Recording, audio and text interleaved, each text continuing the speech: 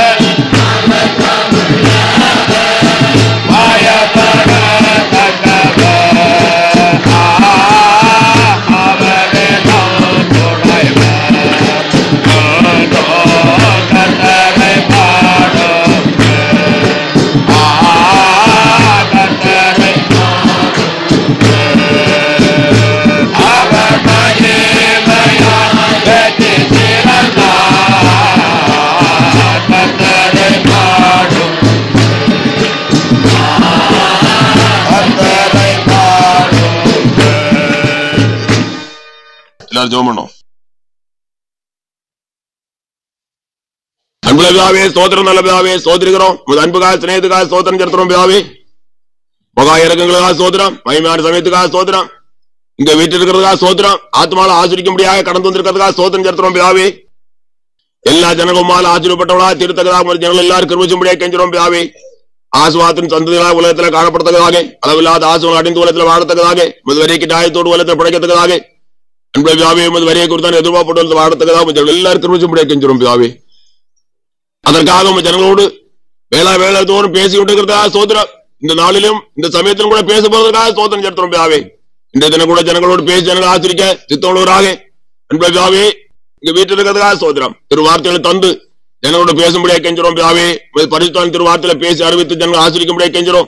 திரு சந்நிதியில காணப்படுற அனைவரும் ஆசிரித்தலும், அது மாத்திரமல்ல ஒளிபெருமல திருவார்த்தையில கேட்கிற ஜனங்களை கூட ஆசிரிக்கும்படியாக கெஞ்சுறோம் பிதாவே.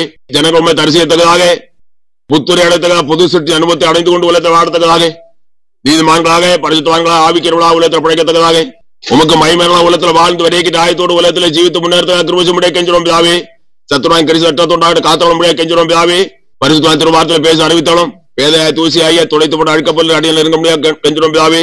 வேதைய தூசி ஆகிய ஒன்று அடியாமல் கிருபையா இருக்க முடியாது, இறக்கமா இருக்க முடியாது, துடைத்து போட்டு அழுக்கப்பட்டு இருக்கிற அடியாருக்கு இறங்க முடியாது, அடியான பலப்படை சக்தி படுத்தும் கடத்தில் உயர்படுத்த முடியாது, அளவில்லாத ஆசுவார்கள் கட்டளோட நாமத்தை மயப்படுத்த கெஞ்சுறோம் பிதாவே. உம நாமத்தை மயப்படுத்தவளும் கிருபையா இருக்கோடான்பா தேவாரும் வேல்படி இயேசு நாமத்தில் ஜெபங்கள் அன்பளப்பரா பிதாவே. எல்லா நாட்டத்தையும் இப்ப ஆண்டவரையும் இருக்கிறோம், இயேசுவும் இருக்கிறோம், பிதாவும் இருக்கிறோம். அல்லேலூயா. பிதாவுக்கு மகிமை, துதியான மகிமை. அல்லேலூயா. ரோமருக்கு எழுதின நிருபம் 8ஆம் அதிகாரம் 1ஆம் வசனத்தை வாசியுங்கள். ஆனபடியால் கிறிஸ்து இயேசுக்கு உட்பட்டவர்களாயிருந்து மாம்சத்தின்படி நடாமல் ஆவியின்படியே நடப்பவர்களுக்கு ஆக்கின தீர்ப்பில்லை. ஆனபடியால் கிறிஸ்து இயேசுக்கு உட்பட்டவர்களாயிருந்து, கிறிஸ்து இயேசுக்குள் உட்பட்டவர்களாயிருந்து மாமிசத்தின்படி நடவாமல் ஆவியின்படி நடக்கிறவர்களுக்கு ஆக்கின தீர்ப்பில்லை. மாமிசத்தின்படி நடவாமல் ஆவியின்படியே நடக்கிறவர்களுக்கு ஆக்கின தீர்ப்பில்லை.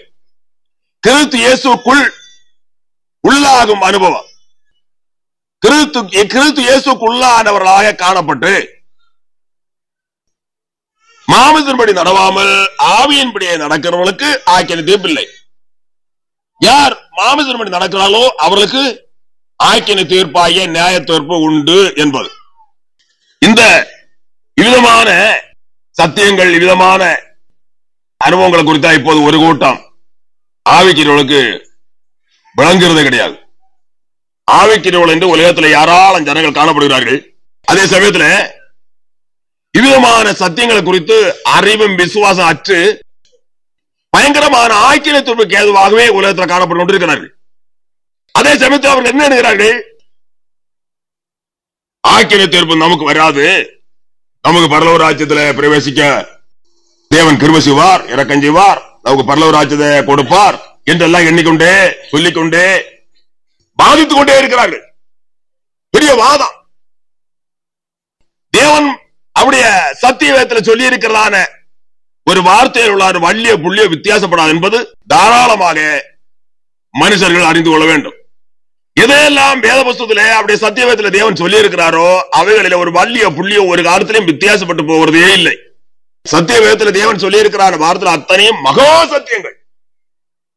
அதற்கு எந்த ஒரு மாற்றம் ஒரு காலத்தில் வருகிறதே கிடையாது. ஒரு வள்ளிய புள்ளிய கூட வித்தியாசப்பட்டு போகிற காலமே இல்லை. வேதத்தில் தேவன் எதையெல்லாம் சொல்லி இருக்கிறாரோ அதன்படியே ஜனங்களை நடத்துகிறார், அதன்படியே ஜனங்களிடத்தில் கிரியை செய்கிறார். தேவன் சொல்லி இருக்கிறார் வார்த்தையின்படியே நியாய தீர்ப்பு அளிப்பார், மாற்றமே கிடையாது. அவர் சொல்லி இருக்கிறார் வார்த்தையின்படி ஜனங்களிடத்தில் கிரியை செய்கிறார். வேற அவருக்கு வித்தியாசமான கிரியை ஒரு காலத்திலையும் தேவனுடைய சன்னிதானத்திலிருந்து உண்டாக போறது கிடையாது. என்னெல்லாம் வேதத்துல தேவன் சொல்லி இருக்கிறாரோ அவருடைய கிரியைகளை குறித்து எதையெல்லாம் சொல்லி இருக்கிறாரோ அவைகளின்படியே கிரியை செய்கிறவராகவே இருக்கிறார். எவைகளெல்லாம் தேவன் சொல்லி இருக்கிறாரோ அவைகளின்படியே அவருடைய ஜனங்களை நடத்தி கொண்டிருக்கிறார். எதையெல்லாம் தேவன் சொல்லி இருக்கிறாரோ அதன்படியே தேவன் அவருடைய ஜனங்களுக்கு பரலோக ராஜ்யத்தை கொடுப்பார், அதற்காக வெளிப்படவும் செய்வார். எவ்விதமான வார்த்தைகளை தேவன் சொல்லி இருக்கிறாரோ அந்த அவிதமான வார்த்தையுடைய நியாயத்தீர்ப்பை செலுத்துவார், மாற்றமே கிடையாது. இவ்விதமான அறிவுதான் இப்போது ஆவிக்கிரியவன் சொல்லுகிற ஒரு கூட ஜனங்கள் தெரியவே தெரியாது. அந்த அறிவே கிடையாது, விசுவாசம் கிடையாது. ஈழமாக பயங்கரமான கொடிய வஞ்சகத்துள்ள ஜனங்கள் மூழ்கி போனார்கள். யாரு? ஆவிக்கிறவர்கள் சொல்லுகிறவர்கள். ஆவிக்கிற ஜனங்கள் சொல்லிக் கொண்டு உலகத்தில் காணப்படுகிற ஜனங்கள் இவ்விதமான பயங்கரமான வஞ்சகத்துள்ள அகப்பட்டார்கள், சிக்குண்டார்கள், மூழ்கி போனார்கள். இப்போது ஒன்று தெரியாத நிலைமையில் காணப்பட்டு கொண்டிருக்கிறார்கள். சாத்தான் எவ்விதத்திலும் ஜனங்களை வஞ்சித்து ஏமாற்றுகிறவனாகவே எப்போதும் கிரிசுகிறான். எப்போதும் வேத சத்தியத்தை அறிந்து வேத சத்தியத்தின்படி உலகத்துல யார் ஜீவிக்கிறானோ, எவன் நடக்கிறானோ அவனை மாத்திரம் சாத்தான் ஒண்ணு செய்ய முடியாது. வேத சத்தியத்தை அறிகிற அறிவு, சத்தியத்தை அறிகிற அறிவும், சத்தியத்தை விசுவாசிக்கிற விசுவாசம், சத்தியத்தின்படி நடக்கிற நடக்கை யார் இடத்துல உண்டோ அவ்விதமான ஜனங்களை சாத்தான் ஒன்று செய்ய முடியாது. மற்றவளை எளிதாக ஏமாற்றி விடுகிறான், வஞ்சித்து விடுகிறான், கெடுத்து விடுகிறான், தொலைத்து விடுகிறான். இவ்விதமான நிலைமையில இந்த கடைசி காலத்துல பயங்கரமான கிரியைகள், சாத்தானுடைய கிரியைகள் நடந்து கொண்டே இருக்கிறது. அதே சமயத்துல வேத புஸ்தகத்துல தேவன் தெளிவும் திட்டமாக இவளை எழுதி வைத்திருக்கிற காரணம் என்ன? ஒருவன் நஷ்டப்பட்டு போக கூடாது, ஒருவன் கெட்டு போக கூடாது, ஒரு ஆத்மாவாவது கெட்டு போறதை அவர் விரும்புறதே இல்லை. ஒருவனாயில் ஒரு ஆத்மாவது கெட்டு போறதை விரும்பாத தேவன், ஒரு ஆத்மாவை நஷ்டப்பட்டு போறதை விரும்பாத தேவன். யாராயில் கெட்டு போறது அவருடைய சித்தம் இல்லை. ஒருவனாயிலும் கெட்டு போறது அவருடைய சித்தம் இல்லை, ஒருவனாயிலும் கெட்டு போறதை அவர் விரும்புகிறதும் இல்லை. அவ்விதமாக மகா இரக்கத்தோடு, மகா உருக்கத்தோடு, மகா சிநேகத்தோடு, அன்போடு தேவன் பேசுகிறார், கிரிசுகிறார். எதை பேசுகிறார்? அவர் அவருடைய வேதத்தில் எழுதி வைத்திருக்கிறதான வார்த்தைகளை, வசனங்களை பேசுகிறார். அதற்கேற்றவாறு அந்த வார்த்தையின்படியே கிரி செய்து கொண்டிருக்கிறார். இவைகளை குறித்து அறிந்து கொள்கிறவர்கள் என்ன செய்வார்கள்? ஆக்கின தீர்ப்புக்கு தப்பித்துக் கொள்வார்கள். மற்றபடி ஒருவன் தப்ப முடியாது. ஆவிக்கிற சபைகளை குறித்து கவனிக்கும் போது கிறிஸ்து இயேசுக்கு உட்பட்ட அனுபவத்துல என்று சொல்லிக் கொண்டு அவர்கள் நடக்கிறது அவ்வளவும் எப்படி? மாமசத்தின்படி நேயத்திற்கு அறிவித்து நேயத்திற்கு ஏதுவான அனுபவத்தோடு நேயத்திற்கு ஏற்ற அவகாசிகளாகவே உலகத்துல வாழ்ந்து படைத்துக் கொண்டே இருக்கிறார்கள். பரலோக ராஜ்யத்துக்கு ஏற்ற அவகாசிகள் சொல்லுகிறதற்கு பைபிள நாம் தேவனுடைய புஸ்தகத்தை கவனிக்கும் போது, தேவன் புஸ்தகத்தில் அவருடைய புஸ்தகத்தில் சொல்லி இருக்கிறதான வசனங்களை கவனிக்கும் போது எந்த விதமான யோக்கியதையும் கிடையாது, தகுதியும் கிடையாது.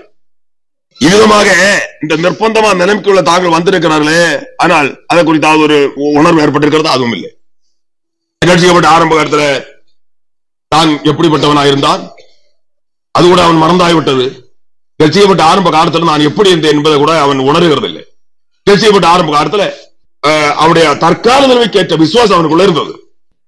தற்கால நிலைமைக்கு ஏற்ற விசுவாசம் எவ்வளவு தூரம் அந்த ஆவிக்கிற நிலையில் அவன் அந்த அனுபவத்தில் இருக்கிறானோ அதற்கேற்ற விசுவாசம் தான், அதுக்கு அப்புறம் கிடையாது.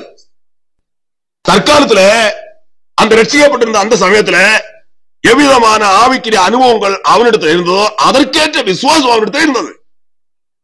அந்த விசுவாசம் அவனிடத்தில் இருந்ததுனால அதற்கேற்ற தைரியம் இருந்தது. அந்த காலத்தில் அவன் என்ன சொல்லிக் கொண்டிருந்தான்?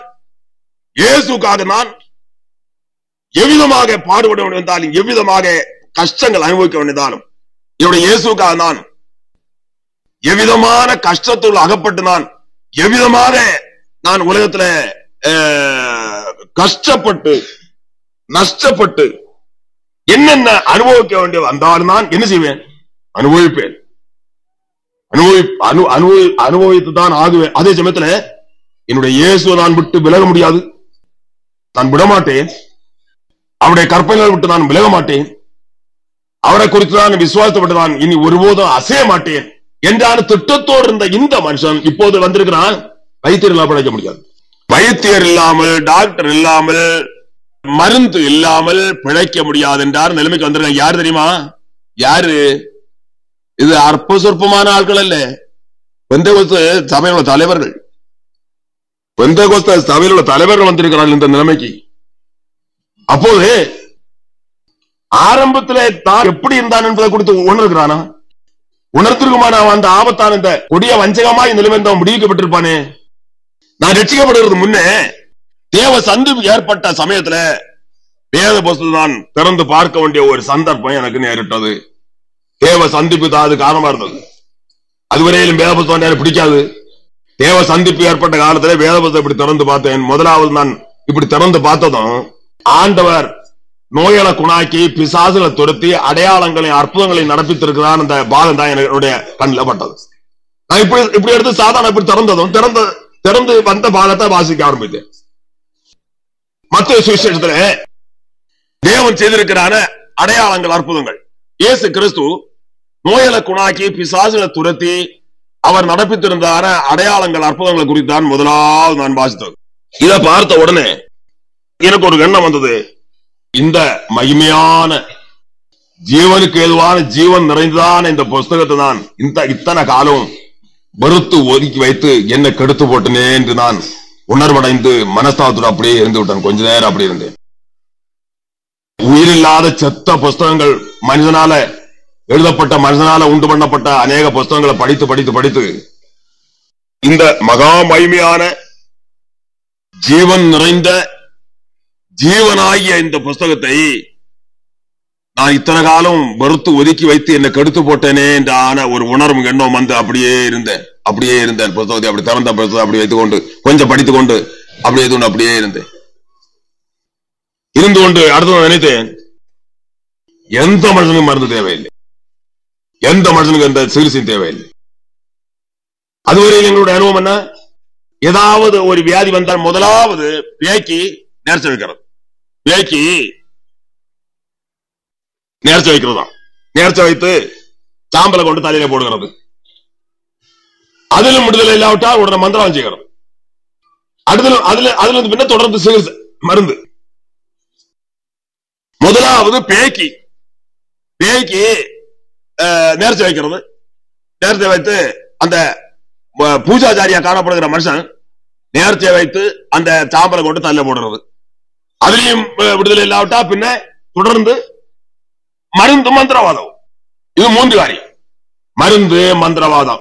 மருந்து குடிச்சு மருந்து சாப்பிட்டு போ பின்னும் குணாகட்டா பின்னும் யோசியம் கேட்போம், பேயாட்டம் கேட்போம், மந்திரவாதம் செய்கிறதும் தொடர்ந்து இதான் நடந்து கொண்டிருக்கு எப்போதுமே. இப்படிப்பட்ட குடும்பத்துல பிறந்ததுல எல்லாரும் பார்க்கலாம் அதிக இந்த விதமான கேடான காரியத்துல எல்லாரும் பார்க்கலாம் அதிக உற்சாகம் உள்ளவன் தான், அதிகமான உற்சாகத்தோடு காணப்படுகிறவன் தான் நான். எது ஒரு நோய் வந்து ஆகிவிட்டது, உடனே அங்க பூஜாச்சாரி என்ன செய்கிறது, உடனே ஒரு மற்ற பெயர் எல்லாம் சொல்லி காரியத்தை எல்லாம் பெயரிடத்துல சொல்லி ஒரு கொஞ்சம் சாம்பலை வாரி கொண்டு வந்து என்னெல்லாம சொல்லி கொண்டு வந்து கொடுப்பார். அடுத்து நல்ல சிகிச்சைகள், மந்திரவாதங்கள் தொடர்ந்து எத்தனை மந்திரம் தெரியும், எத்தனையான இருந்தாலும் சரி. ஒன்றில் சாகிறதால பிழைக்கிறது, 2ல ஒன்று ஆகிறத மந்திரவாதம் மருந்து. இதுல நான் தான் அதிக உற்சாகத்தோடு காணப்பட்டவன். இவைகள் எல்லாம் முன்னேறி என்னுடைய குடும்பத்துல இவைகள் எல்லாம் முன்னேறி நடத்துறவன் நான் தான்.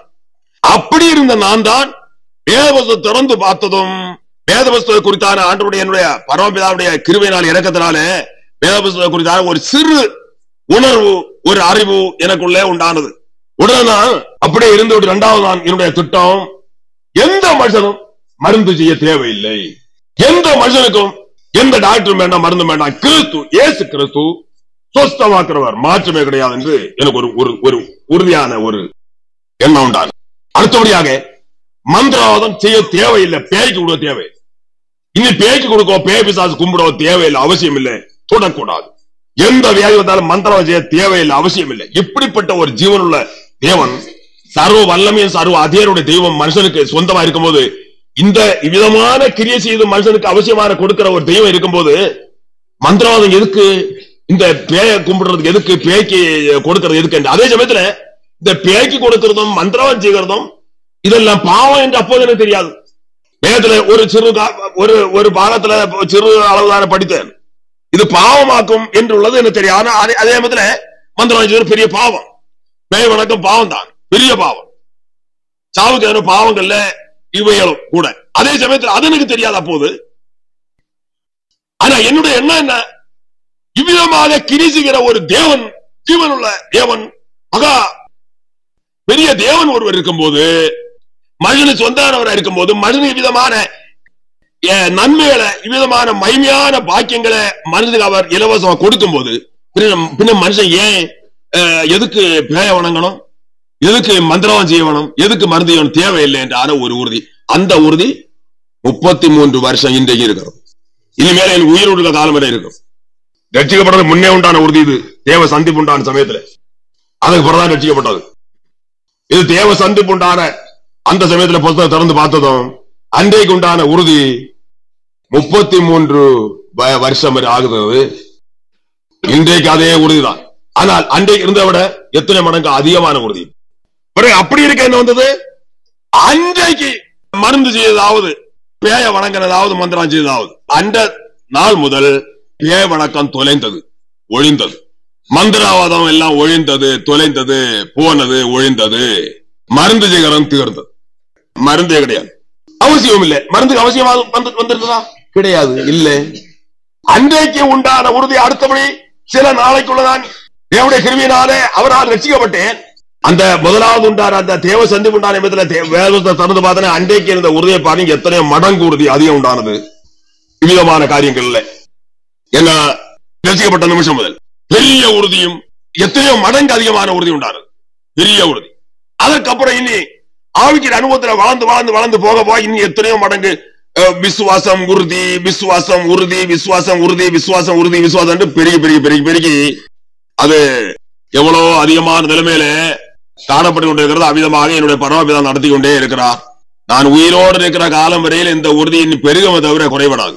இதே மாதிரி ரட்சிக்கப்பட்ட ஆரம்ப காலத்துல தங்களுடைய அனுபவம் எவ்விதமா இருந்தது என்று கூட அவர்கள் சிந்திக்கிறது இல்லையே. ஆரம்பத்தில் ரட்சிக்கப்பட்ட ஆரம்பத்தில் அவன் எப்படி இருந்தான், அவனுடைய உறுதி எப்படி இருந்தது, விசுவாசம் எப்படி இருந்தது, தைரியம் எப்படி இருந்தது, அது எல்லாவற்றையும் இழந்து கொண்டு இப்போது ஒரு மனுஷன் வந்திருந்தான். அந்த ஒரு சபையில் ஒரு பெரிய சபையில் ஒரு விசுவாசி, ஒரு பெந்தேகோஸ்தே பெரிய சபை, சாதாரண சபையில அது பெரிய சபை. அந்த சபை அங்க வெளிநாட்டுல கூட உண்டு.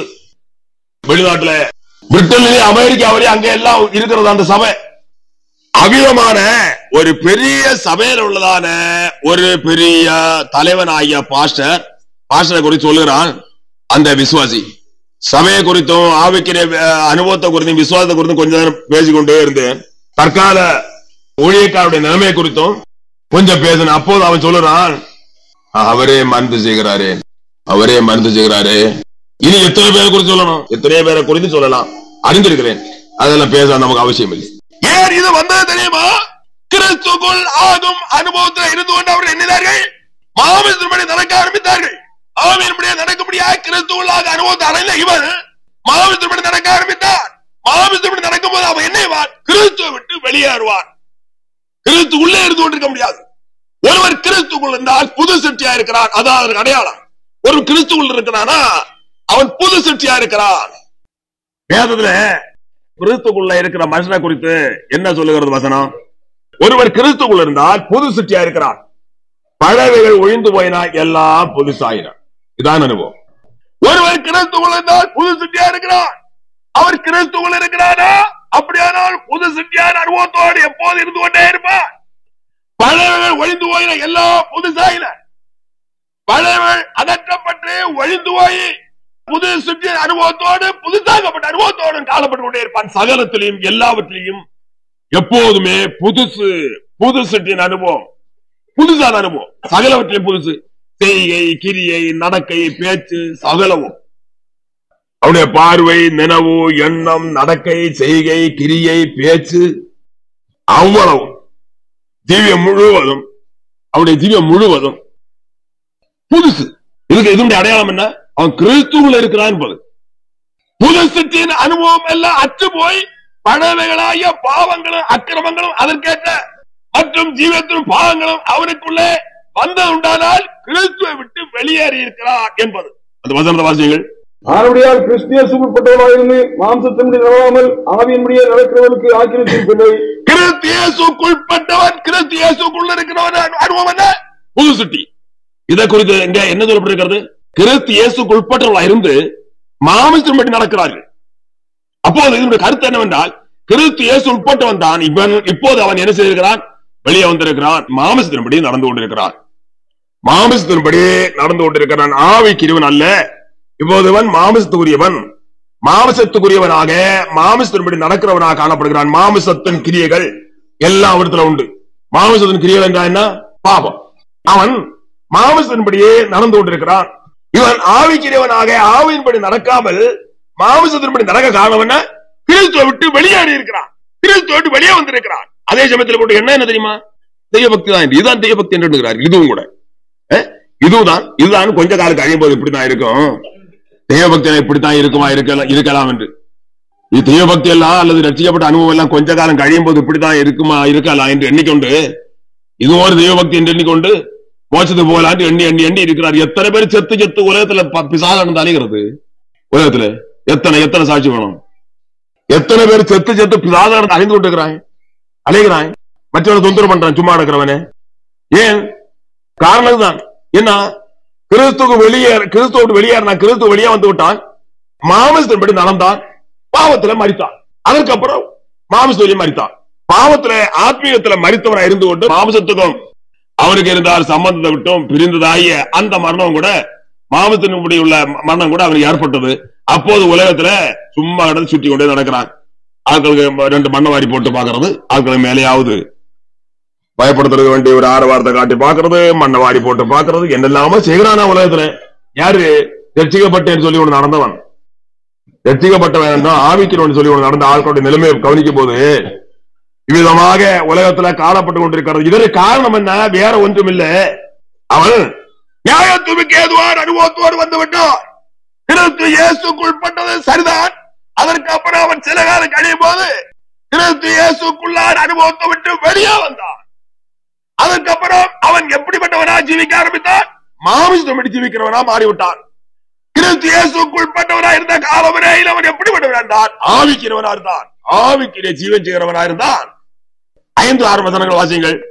அந்நிய மாம்சத்தின்படி நடக்கிறவர்கள் மாம்சத்தூரிகளை சிந்திக்கிறார்கள், ஆவியின்படி நடக்கிறவர்கள் ஆவிக்கிரைகளை சிந்திக்கிறார்கள். மாம்ச சிந்தை மரணம், ஆவியின் சிந்தை ஜீவனும் சமாதானமாம். எப்படி இவ்வளவு தூரம் ஆண்டவர் வேதத்துல தெளிவும் திட்டமாக எழுதி வைத்து இதை விசுவாசிக்க இன்றைக்கு எத்தனை பக்தர்கள் உண்டு உலகத்துல? எத்தனை பக்தர்கள் இதை விசுவாசிக்க உண்டு? மாமிச சிந்தை மரணம், ஆவியின் சிந்தையோ ஜீவனும் சமாதானமா. மாமிசப்படி நடக்கிறவர்கள் மாமிசத்துக்குரியவரை சிந்திக்கிறார்கள், ஆவியின்படி நடக்கிறவர்கள் ஆவிக்கிறவரை சிந்திக்கிறார்கள். அவர் சிந்தை அவ்வளவும் மாமிசத்தின்படி நடக்கிற ஒருவனுடைய சிந்தை அவ்வளவு மாமிச சிந்தை, அவ்வளவும் பாவம், அக்கிரமம், அசுத்தம், கேவலமான பரிசுத்த விரோதமான அத்தனையும் அவருடைய சிந்தையாக காணப்பட்டு கொண்டே இருக்கிறது. ராப்பகலாய்தான் சிந்தை, ராப்பகல் அவருடைய சிந்தை எல்லாம் இதுதான். அதே சமயத்துல ஆவிக்கிறவனோ ஆவிக்கிறவனை சிந்தித்துக் கொண்டே இருக்கிறான். அவனுக்குள்ள உண்டாயிருக்கிற சிந்தை அத்தனை ஆவிக்கிறவர்கள், ஆவிக்கிற சிந்தையாகும். மாமிச சிந்தையோ மரணம். இவ்விதமான மாமிச சிந்தை உடையவனாக காணப்படுகிறானே, அவனுக்குள்ள உண்டாகிறது என்ன? எது உண்டாகும்? அவனுக்குள்ள எதிரில் பிரவேசிக்கும்? மரணம் பிரவேசிக்கும். அவன் ஆத்மீயத்தில் மரிப்பான். ஆவியின் சிந்தையோ ஜீவனும் சமாதானவுமா. இவ்விதமான அனுபவத்தோடு உலகத்துல காணப்பட காரணம் என்ன? ஆவிக்கிறவனா ஒரு மனுஷன் ஜீவிக்க காணப்பட காரணம் என்ன? அவன் கிறிஸ்துவுள்ளாக அனுபவத்தோடு காணப்பட்டான், கிறிஸ்துவுள்ளே இருந்து கொண்டிருந்தான், புது சித்தியாகவே காணப்பட்டு இருந்தான். எப்போது கிறிஸ்துவுக்கு வெளியே வந்து விட்டானோ அது முதல் மாமிச சிந்தையுடையவன், மாமிசத்தின்படி நடக்கிறவன், பயங்கரமான நியாய தீர்ப்பை வரிவித்துக் கொண்டவன். அவனுக்கு வைக்கப்பட்டிருக்கிற பங்கு நியாய தீர்ப்பை தான், மாற்றமே கிடையாது. ஆகையினால இது கடைசி காலம் என்று அறிந்து கொள்ளுங்கள். சும்மா எனக்கு மோட்சம் என்று எண்ணி ஒருவரை ஏமாந்து போக வேண்டாம். அவருடைய அனுபவத்தை கண்டுபிடித்து பெற்றுக்கொள்ள வேண்டியான அனுபவங்களை, விட வேண்டியான காரியங்களை விட்டு கொண்டு பெற்றுக்கொள்ள வேண்டிய அனுபவங்களை உடனடியாக பெற்றுக்கொள்ள வேண்டும் என்று தேவன் விரும்புகிறார். ஆகினாலே மகாமகிமையான இரக்கம் நிறைந்த உருக்கம் நிறைந்த கிரியைகளை நடப்பித்துக் கொண்டே இருக்கிறார். கிறிஸ்துவுள்ளாக அனுபவத்தை ஒரு மனுஷன் முதலாவது சொந்தமாக்க வேணும். கிறிஸ்துவுள்ளாக அனுபவத்தை ஒரு மனுஷன் முதலாவது சொந்தமாக்க வேண்டும். என்ன செய்ய வேணும்? அவன் பாவத்தை ஒரு பூர்ணமான ரட்சிப்பு அனுபவத்தை சொந்தமாக்க வேணும். பாவத்தை பூர்ணமான ரட்சிப்பு, அறவரையா ரட்சிப்பை வைத்துக் கொண்டு கிறிஸ்துவுள்ளாக அனுபவத்தை பெற்றுக்கொள்ள முடியாது. அநேக ரட்சிக்கப்பட்டிருக்கிறார்கள் என்று சொல்கிறார்கள். அதே சமயத்தில் ஒரு பூர்ணமான அனுபவத்தை, ரட்சிப்பின் அனுபவத்தை அவருடைய ஜீவிதத்தில் பார்க்கவே முடிகிறதில்லை. அமிதமான அனுபவத்தோடு காணப்படுகிற ஒருவனாகிலும் கிறிஸ்துக்குள்ளாக அனுபவத்தை சொந்தமாக்க முடியாது. ஒரு பாவம் செய்தாலும் அவன் பிசாசுக்குள்ளதான் இருந்து கொண்டிருக்கிறான். ஒரு காலத்துல கிறிஸ்துக்குள் அருகிறது முன்னே அவன் எப்படி பிசாசுக்குள்ள ஆனவனா இருந்தான், பிசாசின் கிரியையே நடப்பித்துக் கொண்டிருந்தான். கிறிஸ்துக்குள் ஆகும் அனுபவத்தை பெற்றுக் கொள்ளும் போது கிறிஸ்துவின் கிரியாய பரிசுத்தமான ஜீவனுக்கு எதுவான மகிமையான அறியாமைக்கு எதுவான கிரியைகளையே அவன் நடப்பித்துக் கொண்டிருப்பான். கிறிஸ்துவுக்குள் ஆக வேண்டுமானால் என்ன செய்யணும்? அவன் பூர்ணமான ஒரு ரட்சிப்பின் அனுபவத்தை, பாவத்திலிருந்து பூர்ணமான ரட்சிப்பை அவன் சொந்தமாக்க வேண்டும். பாவத்துக்கு செத்த நாம் இனி அதில் எப்படி பிழைப்போம்? வசனம் கேட்கிறது ஒரு கேள்வி. பாவத்துக்கு மரித்த நாம் இனி அதிலே எப்படி பிழைப்போம்? மரித்தவன் பிழைப்பானா? ரோமருக்கு 6 2 இருக்கிறது. பாவத்துக்கு மரித்த நாம் இனி அதில் எப்படி பிழைப்போம்? பாவத்துக்கு நாம் மரித்திருக்கிறோம், பின்ன இந்த பாவத்தை இன்னி பிழைக்கிறது எப்படி என்று? பாவத்துக்கு மரித்தவன் பின்ன பாவத்துக்கு பிழைக்க முடியாது. பாவத்துக்கு மரிக்காது இருக்கிறவன் பாவத்துல மறுபடியும் பிழைக்கிறான். பாவத்துக்கு மரிக்காது இருக்கிறதுனால பாவத்துக்கு மரித்ததாக எண்ணிக்கொண்டு அநேக பாவங்களையும் விட்டுக்கொண்டு சில பாவத்தையும் வைத்துக் கொண்டிருக்கிறவன் என்ன செய்கிறான்? பாவத்துக்கு மரித்ததாக அவன் தானாக எண்ணிக்கொள்கிறான். அதே சமயத்தில் அவன் பாவத்துக்கு மரித்தவன் அல்ல.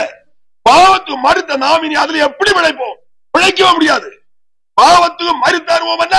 பூர்ணமான ரட்சிப்பின் அனுபவம். அமிதமான பூர்ணமான ரட்சிப்பின் யார் சொந்தமாக்கி இருக்கிறார்கள்? அவர்கள் தான் கிறிஸ்துக்குள்ளாக அனுபவத்தை சொந்தமாக்கி இருக்கிறார்கள். மற்றவர்கள் கிறிஸ்துக்குள்ளாக அனுபவத்தை சொந்தமாக்க முடியாது. சில ஆட்கள் எண்ணுகிறது எப்படிதான், என்ன பாவத்துக்கு மரித்த எண்ணிக்கொள்ள பாவத்தை வைத்துக் கொண்டு, சில பாவத்தை வைத்துக் கொண்டு சில பாவங்கள் அவர்கள் ஜீவிதத்தில் காணப்படுகிறது. அந்த பாவத்தை கூட ஆண்டவரிடத்தில் ஏற்று சொல்லி கண்ணீரோடு மன்னிப்பை ரட்சிப்பை அந்த பாவத்தை கூட பெற்றுக்கொள்ளும் போதுதான் பூர்ணமான ஒரு விடுதலை, சகல பாவத்திலும் பூர்ணமான ஒரு விடுதலை பெற்றுக்கொள்ளும் போதுதான் கிறிஸ்துவுள்ளாக அனுபவத்தை பெற்றுக்கொள்ள முடியும். மற்றவர்கள் பெற்றுக்கொள்ள முடியாது. நான் மருந்தை பற்றி சொன்னேனே, சில ஆட்கள் நினைப்பார்கள் இவருக்கு நோய் வியாதி வந்திருக்காதா இருக்கும், அதனால அப்படி இருப்பார்கள் என்று. நோயும் வியாதி இவ்வளவு வந்திருக்காதா இருங்க இவருக்கு என்று இருந்தாலும் ஒருவேளை சில ஆட்கள் நோய் வந்தா தானே மருந்து சாப்பிடணும், நோயும் வியாதியும் வந்தா வரா சில ஆட்கள் என்ன கூட தாராளம் நோயும் வியாதி எனக்கு வந்துருண்டு. எனக்கு வந்தது மாதிரி உள்ள வியாதிகள் எல்லாம் சில ஆட்களை வந்தா இன்றைக்கு உலகத்தில் காண முடியாது. அப்படிப்பட்ட வியாதி எல்லாம் வந்திருந்த உபவாசத்து நிமித்தம், உபவாச காலங்கள்ல உபவாச காலங்களில் பயங்கரமான வியாதி வந்துருண்டு. பயங்கரமான வியாதி என்றால் யாரும் பார்த்தாரு இவன் பிழைக்க மாட்டான், பிழைக்க முடியாதுன்னு சொல்லத்தக்க அளவில் உள்ள வியாதிகள் வந்துருண்டு. பயங்கர வியாதி. ஒரு சமயத்துல எனக்கு அந்த காலத்துல உள்ள உபவாசம் 13 மாசம் 4 நாள் உபவாசம், 13 மாசம் 4 நாளும் உபவாசம். கடைசியில வந்தது இந்த வியாதி, ஒரு பயங்கரமான வியாதி வந்து பார்த்தாக்கள் எல்லாம் கண்ணீர் விட்டு கொண்டு போகிற. அவளோட என்ன தெரியுமா? மரித்து போவேன். எனக்கு தெரியும் நான் மரிக்க மாட்டேன். காரணம் என்ன? ஊழியம் ஏராளமான ஊழியம் இருக்கிறதா ஆண்டவனுக்கு சொல்லி இருக்கிறார். அந்த ஊழியங்கள் நிறைவேற இல்லாமல் நான் மரிக்கவே மாட்டேன் என்று எனக்கு தெரியும். நான் செய்ய வேண்டிய வேலை வேற யார் செய்ய போறது? வேற யாரு என்னுடைய வேலை செய்ய போறது? எனக்கு ஆண்டவர் அந்த வேலையை. ஆகினால எனக்கு ஒரு நல்ல விசுவாசம், அறிவும், உறுதியும் என்ன, என்னுடைய ஊழியம் நிறைவேறலாம் நான் மறிக்க மாட்டேன். அநேக தடவை வியாதி வந்தது உண்டு. ஆனால் யாருக்கும் அந்த சமயத்தில் எப்படியோ விசுவாசிகள் எல்லாரும் அறிய ஆரம்பித்தார்கள். பயங்கரமான வியாதி என்று சொன்னால் காய்ச்சலும் ஜுரமும் என்னெல்லாமோ வியாதி, பயங்கரமான காய்ச்சல், நீர்க்கட்டு, உள்ளுக்கு ஜுரம், பிறகு இப்படி ஒரு வலி வேதனை. இது இந்த முதுகு எலும்பு அச்சத்துல இருந்து அது வேதனைன்னு சொல்ல முடியாது, தரிப்புன்னு சொல்ல முடியாது, அது என்னன்னு சொல்ல முடியாது. தரிப்பா வேதனையா இது என்னன்னு சொல்ல முடியாது. அப்போது எனக்கு ஒரு எண்ணம் வந்தது, எலும்பு கெட்டு போன போல இருக்குது நீண்ட உபாசம். அதற்கு முன்னே எத்தனையோ கால அளவு கொண்டு உபாசம் தான். இது நீண்ட உபாசம். ஆகினால் நான் யோசித்தேன், அந்த எலும்பு கெட்டு போனது போல இருக்கிறது. எலும்பு கெட்டு போனதா இருக்கலாம் உபாசத்தினாலே என்னுடைய எண்ணம். ஆனால் எனக்கு ஒன்று தெரியும், கெட்டு போன எலும்பை மாற்றி வைக்க ஆண்டவரிடத்துல வல்லமை உண்டு. எலும்பு இல்லாத காலத்தில் எலும்பை உண்டாக்குறவர் என்னுடைய ஆண்டவர். இன்னும் அவருக்கு கெட்டு போன எலும்பை தூர போட்டுக்கொண்டு அல்லது அதை மாற்றி அல்லது ஒரு புதிய எலும்பை வைக்கவோ அல்லது அதே எலும்பை புதுசாக்கவோ அவருக்கு முடியும். இனி ஒரு எண்ணம் என்ன, எனக்கு எப்போதும் ஒரு சரியான ஒரு எண்ணம் என்ன தெரியுமா? நான் என்னுடையவன் அல்ல. இதுதான் சரியான எப்போதும் இருக்கிற ஒரு எண்ணம், அறிவும். நான் என்னுடையவன் அல்ல. என்னுடைய சகல காரியமும் என்னுடைய ஆண்டவருடையது. என்னுடைய சகல காரியத்தை குறித்தான பொறுப்பும் உத்தரவாதமும் அவரிடத்தில் இருக்கிறது. நான் என்னுடையவன் அல்ல. பின்ன நான் என்னுடைய என்ன பற்றி நான் சிந்திக்க கவலைப்பட என்ன அவசியம் இருக்கிறது? அந்த கவலையே கிடையாது, அந்த சிந்தனை கிடையாது. பின்ன சில இடத்துல எப்படி எண்ணி இருக்கிறேன், எலும்பு கட்டு போனா புதிய எலும்பு உண்டாக்கி வச்சு எனக்கு ஆண்டவருக்கு முடியும், இதே எலும்பு தான் புதுசாக்க முடியும். இப்படி எல்லாம் நான் எண்ணிக்கொண்டு சும்மா அப்படியே படுத்திருந்தேன். 2 நிமிஷம் ஒரு சைடுல படுக்க முடியாது. 2 நிமிஷம் ஒரு சைடுல படுக்க முடியும். இப்படி படுத்து 2 நிமிஷம் கூட படுக்க முடியாது. உடனே மறைந்து படுக்கணும். இப்படி படுத்த இந்த பக்கம் படுத்தா பின்ன 2 நிமிஷம் கூட இங்க படுக்க முடியும். பின்ன மாறியான இப்படி மறைந்து உருண்டு மறைந்து அங்க படுத்து கொண்டே இருக்கிறான். சும்மா ஒரு சத்தம் என்ன அறியாம உண்டாகி கொண்டே இருக்கும். கெட்டல் சொல்ற மாதிரி ஒரு சத்தம் என்ன அறியாம உண்டாகி கொண்டே இருக்கும். அப்படியே மறைந்து படுத்து கொண்டே இருக்கிறேன். ஒரு நிமிஷம் கூட உட்கார முடியாது. இந்த வலியினால, அந்த முதுகெலும்பு வலியினால கீழே அற்ற அந்த முதுகெலும்பு தாழെ அற்றம் அந்த வலி, அங்க இருந்தபடி மேல் நோக்கி வரும் வலி, அது எந்த மனுஷனும் ஒரு மணிக்கூர் பொறுக்க முடியாது. அவ்விதமான வலிதான். அதே சமயத்துல படுத்திருந்தா அப்படியே படுத்திருக்கலாம். உட்கார்ந்தா 5 செகண்ட் உட்கார முடியாது. அந்த வலியினால் 5 செகண்ட் கூட உட்கார முடியாது. அப்படிப்பட்ட வலி. இப்படி சமயம் போய் கொண்டிருக்கிறது. அதே மாதிரி வந்து பாக்குற ஆட்கள் எல்லாம் அழுது கொண்டு போகிறார்கள். அந்த படுக்கையில அரை மணிக்கூர் படுக்க முடியாது. அரை மணிக்கூர் அதே படுக்கையில படுத்தாச்சுன்னா அந்த படுக்கை பயங்கர சூடு, படுக்கை பயங்கரமா சூடாகிவிடும். பின்னாக படுக்க முடியாது, படுக்க மாறும். அவ்வளவு காய்ச்சல், படுக்க பயங்கரமா சூடாகும். சரிதுள்ள காய்ச்சல் சூடுனாலே பின்ன படுக்கையை மாற்றணும், மாறி படுக்கணும். இப்படி எல்லாம் நடந்து கொண்டு இருக்கிறது. ஆனா தண்ணி கூட குடிக்க தாவும் கிடையாது. விசுவாசிகள் வந்து கேட்பார்கள், ஐயா எப்படி இருக்குது? நான் சொல்லுவேன், இப்போ கூடுதல தான் இருக்கணும். குறையில்லை இல்லையா? குறையும். ஐயா குறைய இல்லையா? குறையும். கூடுதல இருக்குது. நான் கேட்பேன், கூடுதலான குறையாதா? குறையும். பின்ன என்ன போ, கூடுதலா நமக்கு கூடுதலா இருக்குன்னா கூடுதல் சொல்ல முடியும். வேற என்ன சொல்ல முடியும்? நாளைக்கு நாள் கூடுதல் அதிகம், மணிக்கூருக்கு நிமிஷத்துக்கு நிமிஷம், மணிக்கூர் சொல்ல நிமிஷத்துக்கு நிமிஷம் நோய் அதிகரித்து கொண்டே போகிறது. பின்ன கூடுதல் இல்லாம பின்ன வேற என்ன சொல்ல முடியும்? வந்து பார்த்து கொண்டு, ஐயா எப்படி இருக்குது? கூடுதல் தான் இருக்குது. கூடுதல் இல்லையா? ஆமா, கொஞ்சம் குறைவில்லை, குறையும். பரவாயில்ல, கூடுதலா இருக்குது. நான் கேட்பேன், கூடுதலா குறையாதா? பின்ன சொல்வார்கள், கேட்டது மட்டும் சொல்றது என்ன தெரியாது, குறையும். பின்ன போங்கள், வீடுகளுக்கு போங்கள். அப்படி நடந்து கொண்டே இருக்கிறது. அடுத்த நாள் என்ன வந்தது? கொனான நாள் என்ன வந்தது? ரொம்ப கூடு, ரொம்ப அதிகம், ரொம்ப. அப்போது வந்து பார்த்தவர்களுக்கு ஒரு எண்ணம் வந்திருக்கிறது, நமக்கு போய்விட்டு சீக்கிரம் வந்துடணும், சீக்கிரம் இன்றைக்கு ஆளு தப்பாது போல தெரிகிறது, இன்றைக்கு மரித்து போவார். ஆகினால வீட்டுகளுக்கு போய் கொண்டு சீக்கிரம் வந்துடணும் எண்ணம் அவ்வளவு அதிகமா இருந்தது. ஆகினால வந்து கொஞ்ச நேரம் பார்த்து கொண்டு நின்று கொண்டு என்னன்னார்கள், வீட்டுக்கு போயிருவோம், வீட்டுல போய் சீக்கிரம் வந்துருவோம், இன்றைக்கு சாயங்காலம், இனி இப்போ இவரை பார்த்தது இனி சாயங்காலம் இன்றைக்கு ராத்திரிக்குள்ள பின்ன பார்க்க முடியாது, அப்படித்தான் இருக்கிறது என்று எண்ணிக்கொண்டு போனார்கள். ரொம்ப கவலையோடு போனார்கள். எனக்கு ரொம்ப சந்தோஷமா, எனக்கு சந்தோஷம் என்றால் சொல்ல முடியாது. அதிகமாக சந்தோஷம் பெருகிக்கொண்டே போறது, ஆனந்தம் பெருகிக்கொண்டே போறது. நாம் பாடுகிறதாக்கும் பாட முடியாது, பயங்கரமான கஷ்டம், ஒரு கெட்டலை உள்ளே அல்ல பாடணும், அவ்வளவு சந்தோஷம். அப்படி இருக்கிற சமயத்துல பாட்டும் வந்தது. மைந்தனே துக்கப்படாதே, துன்பத்தை கண்டு மைந்தனே துக்கப்படாதே, துன்பத்தில் இன்பம் உண்டு, தொல்லையில் சொகுசும் உண்டு, துன்பத்தில் இன்பம் உண்டு, தொல்லையில் சொகுசும் உண்டு, நித்தியத்து மகிமையுண்டு, ஆனந்த பாக்கியம் உண்டு, மைந்தனே துக்கப்படாதே, துன்பத்தை கண்டு மைந்தனே துக்கப்படாதே. இப்படி நான் ரொம்ப சந்தோஷமா படுத்து கொண்டிருக்கிறேன். எழுந்திருந்து நடக்க முடியாது. ஆனா எழுந்திருந்து உள்ள அல்லையாவது எனக்கு அந்த பக்கம் தான் போனோம் அவசியம் வரும்போது. அதற்கு ஒரு தடிக்கம்பையும் பக்கத்தில் வைத்திருக்கிறேன். அப்படி நான் படுத்து கொண்டிருக்கும் போது எனக்கு ஒன்று வெளியே போனோம், அதற்குள்ள ஒரு அவசியம் வந்தது. அப்படி படுத்து கொண்டிருக்கிறேன். அப்போது யாரும் இல்லை, வந்த ஆட்கள் எல்லாரும் போய்விட்டார்கள். நான் தனித்தான் படுத்திருக்கிறேன். அந்த பக்கம் அந்த பராந்தில படுத்திருக்கேன். ஆட்கள் சும்மா வந்து கொண்டிருந்ததுனால வருகிற ஆட்கள் பார்க்கிறது வசதியா முறையில் இல்ல. அந்த பக்கம் இதுல அந்த பக்கம் பராந்தில படுத்திருந்தேன். அப்படி இருக்கிற சமயத்துல நான் எனக்கு அவசியமாக வெளியே போன்ற அவசியம் வந்ததுனால பதுக்க எழுந்திருந்து அப்படி ஒரு இந்த பனதார கட்டல் அதுல அப்படியே பிடித்து கொண்டு அப்படியே இருந்து, அப்படி இருக்கிற சமயத்துல என்ன அறியாமல் எனக்கு ஒரு பலம் வருகிற மாதிரி தெரியுது. பலம் அது உடனே அதை பிடிக்க அவசியம் இல்லை, பிடிய விட்டு.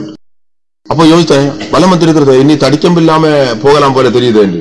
உடனே அடுத்த என்ன வந்தது, அந்த கேட்டல் என்ன அடுத்தது என்ன வந்தது, தடிக்கம் இல்லாம நடந்து வெளியே போறேன். வெளியே போய் விட்டு வந்து உட்கார்ந்து பரம சுகம், யாவுக்கு மயமே, துதியான மயமே, நல்ல சுகம். போன ஆட்கள் வருகிறார்கள், இப்போ எப்படி இருக்கிறார் வரும்போது உட்கார்ந்து பேசிக் கொண்டிருக்கிறேன்.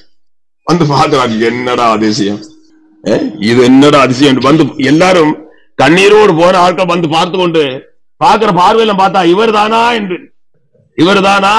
என்று சொல்லத்தக்க அளவில் ஆவல அதிசயம். இன்னும் எத்தனை விஷயம் இதே மாதிரி என்னுடைய பரமபிதா எத்தனையோ வியாதிகள் நோய்கள் இருந்து என்ன விடுவித்ததெல்லாம் பார்த்தால் அது எத்தனையோ சொல்லலாம், இன்னும் எத்தனையோ சொல்லலாம், எத்தனையோ உபாச நாட்கள்ல உண்டான வியாதிகள்.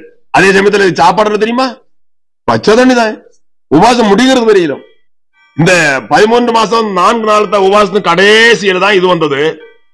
இன்னும் ஒரு மாசம் வரையில அந்த ஒரு 20 நாள் ஒரு மாசத்துக்குள்ள அந்த உபாசம் நின்று போயிருக்கேன். 20 நாள் ஒரு மாசம் வரையிலும் இந்த காய்ச்சலோட கூட சாப்பிடுறது பச்சை தண்ணியோ ரொம்ப அவசியம். பச்சை தண்ணியோ அல்லது கடுங்காப்பியோ தான் குடிக்கிறது. பச்சை தண்ணி ரொம்ப அவசியமா இருக்கும். அந்த தளர்ச்சிக்கும் ஒரு மாதிரி வெப்ராளம் போல எல்லாம் இருக்கும். அந்த காய்ச்சல்னால பச்சை தண்ணியை கோரி ஸ்தோத்திரம் பண்ணி ஜெபம் பண்ணி குடித்து கொடுக்குறது. உழைப்பானா இனி எப்போது பலம் உண்ட உடனே பச்சை தண்ணில குளிக்கிறது.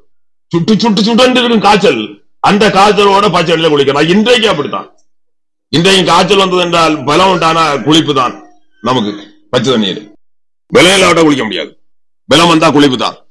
அதனால இப்போ எல்லாம் எப்படி நினைத்துக்கொண்டு யாராவது பச்சை தண்ணியில் குளித்துக்கொண்டு தண்ணியை உண்டாக்கிறாது. அது அவரோட விசுவாசத்தை பொறுத்தது. எனக்கு முன்னால் ஒரு தடவை பயங்கரமான ஒரு பயசூரியன் சொன்னா அது பயங்கரமான பயசூரி. ரத்தமா இது அந்த பொக்கரடல்ல ரத்தமா இருக்கும். அது உபவாசத்தோட வந்தது. ஊரல் சொரியல் பயங்கர சொரியல். மதர் வந்து பார்த்துக்கொண்டு சொரியப்படா தொடப்படாது, சொரிஞ்சு பிச்சு பிச்சு பிச்சு பிச்சு பயங்கர அந்த ஊரல் நீர் வாங்கி விடுது. எல்லாம் சொரிஞ்சடை ரொம்ப கூடுதலாயிருமா. சொரியப்பட தொடப்படாது. நான் பேஷா சொரிஞ்சு அடைச்சு அப்புறம் முதுகுல கையட்டாது. சின்ன பையங்களை கூப்பிட்டு 2 பையங்களை கூப்பிட்டேன். பாருங்கடா பையங்களை கூப்பிட்டு முதுகுல சொரியங்கடா. உங்களுக்கு வராடா, உங்களுக்கு வராது சொரிங்க. அவங்களும் வரவும் இல்லை. உங்களுக்கு வராடா சொரிங்க. நான் பையங்கள் 4 சொரிவாங்க. சட்டை எப்படி வரைச்சு உயர்த்தி கொடுப்பேன். சொரிங்கடா 2 கண்டு சொரிங்கடா. 4 கைப்பட்டு சொரியாது பையங்கள். உங்களுக்கு வராது பயப்படாங்க சொன்ன பையங்கள் வரவே இல்லை. வேற யாருக்கும் வரல. நன்றா சொரிஞ்சா பையங்கள். பயங்கரமான வயசூரியம் காய்ச்சல். மதம் தினத்தை கேட்டாலும் இதுக்கு தணுப்புக்கு பேயம் பழம் ஆரஞ்சு பழம் சாப்பிடணும். நான் சொன்னேன், பத்தியம் பார்க்கறது நான் இல்ல, நான் விசுவாசத்துல பிழைக்கிறவன். சக்கப்பழம் உண்டான கொண்டாருங்க. இந்த பலாப்பழம் என்று சொன்னால் வயசூரிக்கு ரொம்ப எதிரா. சாப்பிட்டா மரித்து போகுமா. எனக்கு அதான் சாப்பிடணும். பலாப்பழம் உள்ள காலம் தான். நான் ரட்சிக்கப்பட்ட ஒரு பலாப்பழம் சாப்பிட்டது அப்பதான். ரட்சிக்கப்பட்ட இந்த பலாப்பழத்துல விருப்பமே கிடையாது. ரட்சிக்கப்பட்ட ரொம்ப சாப்பிட்டு இருக்கிறேன், விருப்பமே கிடையாது. வயசூரி வேண்டி சாப்பிட்டேன். நான் சொன்னார்கள் சாப்பிடப்படாது, உடனே வேணும் எனக்கு சொன்னாங்க. நான் சொல்றதுக்கு இப்படிவார்கள் ஆகினால் கொண்டு வந்தார்கள். பலாப்பழம் சாப்பிட்டு கொண்டு இருக்கிறேன். அப்படி இருக்க எனக்கு என்ன வந்தது, இந்த சொரிஞ்சு அடத்து ஒரே நீர் பாய்ச்சி பிறகு அருவறுப்பு, ஒரு மாதிரி அருவறுப்பா இருக்கிற நேர் பாய்ச்சி குளிக்காம இருக்க முடியாது. முழங்கால போய் என்னோட ஆண்டவர்கிட்ட சொன்னேன், ஆண்டவரு என்னுடைய பிதாவே எனக்கு குளிக்காம இருக்க கஷ்டமா இருக்கிறது, நான் என்ன செய்யான்னு கேட்டேன். நான் என்ன செய்ய, குளிக்காம இருக்க எனக்கு கஷ்டமா இருக்கிறது, நான் என்ன செய்யான்னு கேட்டேன். அப்ப ஆண்டவர் சொன்னாரு, ஸ்நானம் பண்ண மகனே நான் கூட இருக்கிறேன். பச்சை தண்ணியில பேஷா தேய்ச்சி கழி ஒரு குளிச்சு முடிந்தது. வயசுடைய சீற்றம் எல்லாம் தீர்ந்தது. அதோட கம்ப்ளீட்டான சுகம், பரம சுகம். துதியான மகிமை. சொரிஞ்சு அடத்தத அங்க பழுக்கவும் செய்யாது, ஒன்று செய்யாது. பேஷா தோப்பெல்லாம் போட்டு அந்த நீரு எல்லாம் கழிம்பெல்லாம் சரியா போக பேஷா தேய்ச்சி கழி ஒரு குழியும் குளிச்சு கொண்டு பேஷா தொடச்சு தலையெல்லாம் தொடர்த்து வேட்டையெல்லாம் கொடுத்தேன், சட்டையெல்லாம் போட்டேன். அந்த சீற்றம் எல்லாம் தீர்ந்தது, காய்ச்சலும் போனது. நல்ல சுகம். பிற்று நாள் முதல் வயசூரியம் கிடையாது, ஒண்ணு கிடையாது. குளிச்சது முதல் அந்த சீற்றையெல்லாம் குறைஞ்சு சரியா ஆகிவிட்டது. பரிபூர்ண சுகம். பிற்று நாள் அங்கே வயசூரியம் இல்லை, ஒன்றும் இல்லை. அடுத்தது கொஞ்சம் இனி சில வருஷம் கழித்த பிறகு என்னுடைய உடனே ஊழியக்காரனா இருந்த ஒருவனுக்கு வந்தது. அவர் அங்க நடந்து கொண்டு சீரக காப்பி, அந்த காப்பி, தணுப்புக்குள்ளது, ஆரஞ்சு பழம், அது திராட்சை பழம், பயம்பழம் எல்லாம் சாப்பிட்டு இருக்கிறாரு. பிறகு சீரக காப்பி ராத்திரி ஒரு காலம் அந்த ஊழியக்காரில் தூங்க முடியாது. அடிக்கடி சீர காப்பி வேணும், அந்த காப்பி இந்த காப்பி சொல்லி விட்டு கொண்டே இருப்பாரு. அவர் காய்ச்சி கொடுத்து கொண்டே இருப்பாரு. நாம பார்த்து கொண்டு கேட்டேன், ஓய் விசுவாசம் உள்ளவனுக்கு பலாப்பழம் இல்ல சாப்பிடணும் மைசூரிக்கு? ஆமா ஆமா ஆமா நானும் அது சாப்பிட விரும்புகிறேன், இனி சாப்பிடணும். நான் சொன்னேன் நீண்ட குழி வெட்ட வேண்டியது, நான் சாப்பிட்டா நீண்ட குழி வெட்ட வேண்டிய வந்துடும், எச்சரிக்கைன்னு சொன்னேன். யாவுக்கு மகிமை, துதியான மகிமை, அல்லேலூயா. அது அவருடைய விசுவாசத்தை பொறுத்தது. பூர்ணமா ரட்சியம் அனுபவத்தை சொந்தமாக்கிறவன் கிறிஸ்துவுள்ளாக அனுபவத்தை சொந்தமாக்கலாம். அறவரையா ரட்சிப்போடு காணப்படுகிற ஒருவரும் கிறிஸ்துவுள்ளாக அனுபவத்தை சொந்தமாக்க முடியாது. பூர்ணமா ரட்சிப்பின் அனுபவத்தை சொந்தமாக்கிறீங்கறியா? பாவத்துக்கு மரித்த அனுபவத்தை சொந்தமாக்கிறீங்கறியா? பூர்ணமான ஒரு ரட்சிப்பு கிறிஸ்துவுள்ளாக அனுபவம். அடுத்தபடியாக அநேக பிரமாணங்கள் மனுஷனுக்குள்ள இருக்கிறதாக நாம் வேதத்தில் படிக்கிறோம். அநேக பிரமாணங்கள் மனுஷனுக்குள்ள இருக்கிறது. அந்த பிரமாணத்தில் விடுதலை பெற வேண்டும். என்ன பிரமாணம்? தீமை உண்டென்கிற பிரமாணம், மனதின் பிரமாணம், மனதின் பிரமாணத்துக்கு விரோதமாய் போராடுகிற இன்னொரு பிரமாணம், பாவ பிரமாணம், மரண பிரமாணம், நியாய பிரமாணம். விதமாக 6 வகையான பிரமாணம் ஒரு மனுஷனுக்குள்ள இருந்து கொண்டே இருக்கிறது. பிரமாணம் சொல்லும் போது என்ன? அவனுடைய பொருளை வெளிப்படுத்தும் ஒரு ஆதாரம் என்பது. அவனுடைய பொருளை வெளிப்படுத்தும் ஒரு ஆதாரம் என்பது. உலகத்துல சொத்துக்கு பிரமாணம் பத்திரம் இருக்கிறது. பத்திரத்துல எழுதுகிறார்கள், அது பிரமாணம். சொத்துடைய அந்த அவகாசத்தை காண்பிக்கும் பிரமாணம் என்பது. ஒரே ஏக்கர் சொத்து ஒரு மனுஷன் இருக்கிறது வைத்துக் கொள்ளுங்கள், அதற்கு பிரமாணம் இருக்கிறது. இந்த ஒரே ஏக்கர் சொத்து இன்னானுடையது என்று பிரமாணம் எழுதப்படுகிறது. இந்த பிரமாணம் அந்த சொத்தை வெளிப்படுத்தி காண்பிக்கும் ஆதாரம். அந்த சொத்து அவனுடைய கைவசம் இருக்கிறது. அப்போது கைவசமான அவகாசம் ஒன்று இருக்கிறது. கைவச அவகாசம் ஒன்று இருக்கிறது. அந்த கைவச அவகாசம் இருக்கும்போது மற்றவர்கள் நிறுவர்கள் இந்த சொத்து இன்னானுடையது, இந்த சொத்து இன்னானுடைய என்று சொல்கிறார்கள். கைவச அவகாசம் இருக்கிறதுனால இந்த கைவச அவகாசத்தை அவனுடைய கைவசம் இருக்கிற அவகாசத்தை அவன் அதற்கேற்ற பணத்தையும் வாங்கி கொண்டு ஒருத்தர் கொடுத்தான் வைத்துக் கொள்ளுங்கள்.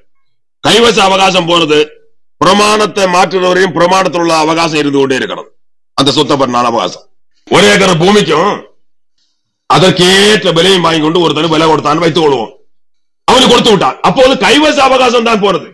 கைவச அவகாசத்தை இன்னொரு கொடுத்தான் ரூபாயும் வாங்கி கொண்டு அதுக்கேற்ற ஒரு பத்திரத்தையும் கூட எழுதி, இந்த பழைய பத்திரம் இவனுடைய அவகாசத்தை குறித்தான பத்திரத்தையும் கூட அவனுக்கு கொடுத்து விடும் போது அந்த சொத்தை குறித்தான அவகாசம் அத்தனை அவனை விட்டு நீங்கும்.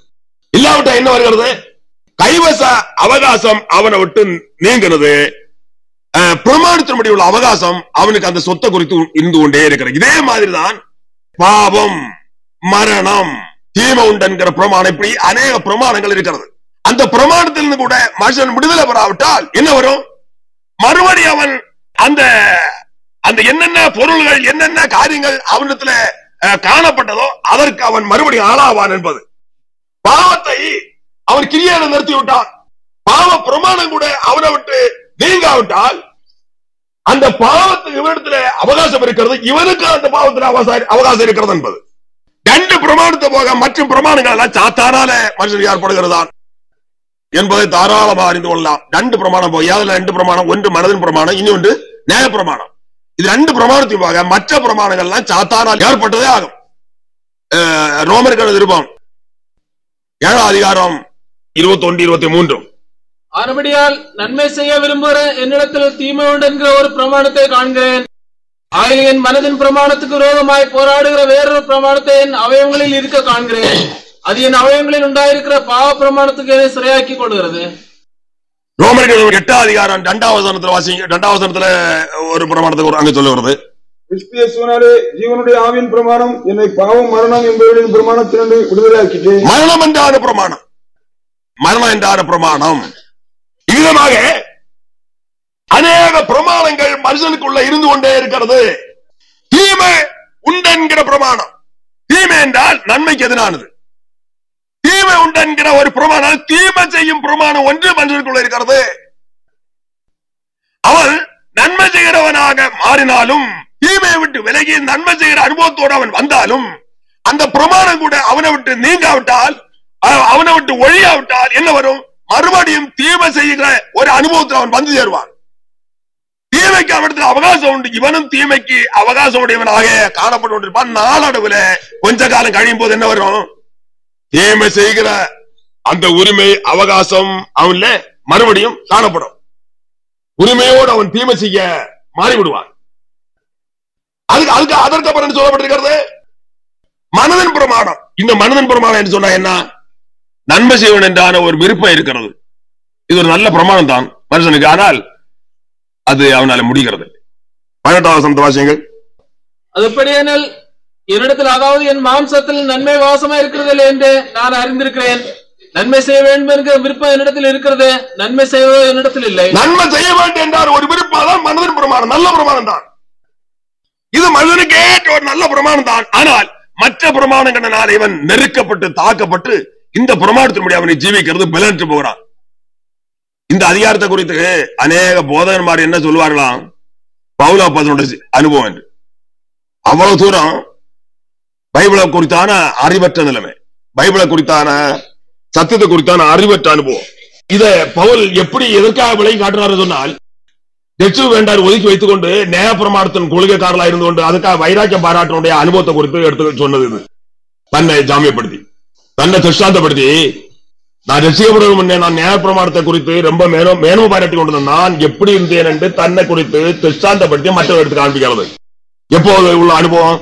ரட்சிக்கப்படுவதற்கு முன்னே பவுல் நியாயப்பிரமாணத்தின்படி குற்றஞ்சாட்டப்படாதவன், நீதியின்படி குற்றஞ்சாட்டப்படாதவன் நியாயப்பிரமாணத்தை குறித்து ரொம்ப மேன்மையா எண்ணி நியாயப்பிரமாணத்தின் கொள்கைக்கு வேண்டி ரொம்ப வைராக்கியத்தோடு உலகத்தில் காணப்பட்டவனாகிய சவுல் நியாயப்பிரமாணத்தின் கொள்கைக்காரனா இருந்த காலத்தில் நான் எப்படி இருந்தேன் என்றும் நீ இன்றைக்கு என்ன அனுபவத்தோடு காணப்படுகிறாய் என்று எடுத்து காட்டுனதான தன்னை துஷ்டாந்தப்படுத்தி காண்பித்தான விஷயம் தான் இது. ரட்சிக்கப்படாத ஜனங்களுக்கு அவர்கள் நியாயப்பிரமாணத்தின் கொள்கையை உறுதியாக பிடித்துக் கொண்டு ரட்சிப்பு வேண்டாம் என்று ஒதுக்கி வைத்துக் கொண்டு காணப்பட்டதான ரட்சிப்பு வேண்டாம் ஒதுக்கி வைத்துக் கொண்டு நியாயப்பிரமாணமே போதும், நியாயப்பிரமாணத்தின் கிரியே போதும் என்று எண்ணிக்கொண்டிருந்ததான ஜனங்களுக்கு எடுத்து காட்டுறதான அவருடைய ஜீவத்தை தெளிவு பேச அறிவித்தான அதிகாரம் தான் இந்த ரோமர் கழுதர்மம் 7 அதிகாரத்தை வாசிக்கும் போது. இதுக்கு மற்ற ஒரு கூட்டம் போதகன்மார் பவுல் இப்படிதான் இருந்தார் என்று. அவ்வளவு தூரம் பவுலை பற்றியுள்ள அறிவு அற்று போனது. பவுலை பற்றி ஒன்று தெரியாது. பவுலை பற்றியாவது கர்த்தருடைய வசனத்தை குறித்தாவது சத்தியத்தை குறித்தாவது ஆவிக்குரிய அனுபவத்தை குறித்தாவது ஒன்றுமே தெரியாது. அவ்வளவுதான் சுருக்கம். இப்படி பேசுகிற ஜனங்கள் உண்டு என்று கேள்விப்பட்டிருக்கிறேன். அப்போது மனதின் பிரமாணம் ஒன்று இருக்கிறது. மனதின் பிரமாணம் என்று சொல்லும் போது நல்ல பிரமாணம் தான். நன்மை செய்ய வேண்டும் என்றால் விருப்பமாய பிரமாணம். அதே சமயத்தில் நன்மை செய்கிறதோ அவரிடத்துல இல்லை. ஏன்? ரட்சிக்கப்படாதிருக்கிற காலமுறையிலும் தீமையினால் நிறைந்திருக்கும் போது தனக்குள்ள உள்ளதே எடுத்து காட்டுவார தவிர, தனக்குள்ள உள்ளதே வெளிப்படுத்துவார் தவிர, தனக்குள்ள இல்லாத ஒன்றையும் வெளிப்படுத்த அவருக்கு முடியாது. ஏன்? நன்மை அவனிடத்துல வாசமா இருக்கிறது இல்லை, தீமையை அவனுக்குள்ள நிறைந்திருக்கிறது. தீமையை அவனுக்குள்ள வாசமா இருக்கும் போது நன்மையை எப்படி செய்வான்? தீமையினால் நிறைக்கப்பட்டவனா இருக்கிறான். ரட்சிக்கப்படாத ஒரு மனுஷன் தீமை உண்டு என்கிற ஒரு பிரமாணம் அவரிடத்துல இருக்கிறது. தீமையாய பிரமாணம் என்பது அப்படிப்பட்ட பிரமாணம் அவனுக்குள்ள இருந்து கொண்டிருக்கிறது. அடுத்தபடியாக மனதின் பிரமாணத்துக்கு எதிராக அதற்கு விரோத போராடுற வேறொரு பிரமாணம் இருக்கிறத காண்கிறேன். அது என்ன? இச்சையாய பிரமாணம், இச்சையா நடப்பிக்கும் பிரமாணம் என்பது. இந்த இச்சையா நடப்பிக்கும் பிரமாணம் என்ன செய்யறது? என் மனதின் பிரமாணத்துக்கு விரோதமாய் போராடுகிற பிரமாணத்தை என் அவயவங்களில் இருக்க காண்கிறேன். அது என் அவயவங்களில் உண்டாயிருக்கிற பாவ பிரமாணத்துக்கு என்னை சிறையாக்கி கொடுக்கிறது. பாவ பிரமாணம் இன்னொன்று இருக்கிறது. பாவ பிரமாணத்துக்கு இவனை கொண்டு சிறையாக்கி அதற்கு அடிமைப்படுத்துறா இச்சையாய பிரமாணம் தான். அவருடைய மாமிசத்தில் இருக்கிறதா இச்சையாய பிரமாணம் என்ன செய்யறது? பாவ பிரமாணத்துக்கு இவனை அடிமைப்படுத்தி சிறையாக்கி பாவத்தை நடப்பிக்க அவனை வைக்கிறது. அதற்கேற்றபடி இந்த இச்சையாய பிரமாணம் பாவ பிரமாணத்துக்கு இவனை அடிமையாக்கி சிறையாக்கி பாவத்தை நடப்பிக்க வைக்கிறது. இவ்விதமான பிரமாணங்கள் அவனுக்குள்ள இருந்து கொண்டே இருக்கிறது. அடுத்தபடியாக ரோமர் 8 அதிகாரம் 2வது சொல்லப்பட்டிருக்கிறது மரணமாகிய பிரமாணம். இவ்விதமான பிரமாணத்திலிருந்து கூட மனுஷன் விடுதலையாக்கப்படாவிட்டால் ஒரு ஆவிக்கு வென்றார் அனுபவத்தில் வர முடியாது. கிறிஸ்துக்குள் இருந்து அவன் வளர்ந்து போக அனுபவத்தை சொந்தமாக்க முடியாது. கிறிஸ்துக்குள்ளாய் இருந்து கொண்டு சில காலம் கழியும் போது அவன் என்ன செய்யறான்? மாமிசத்து உரியவனாக, மாமிசத்தின்படி நடக்கிறவனாக அவன் மாற ஆரம்பிக்கிறான். அதற்கு காரணம் என்ன?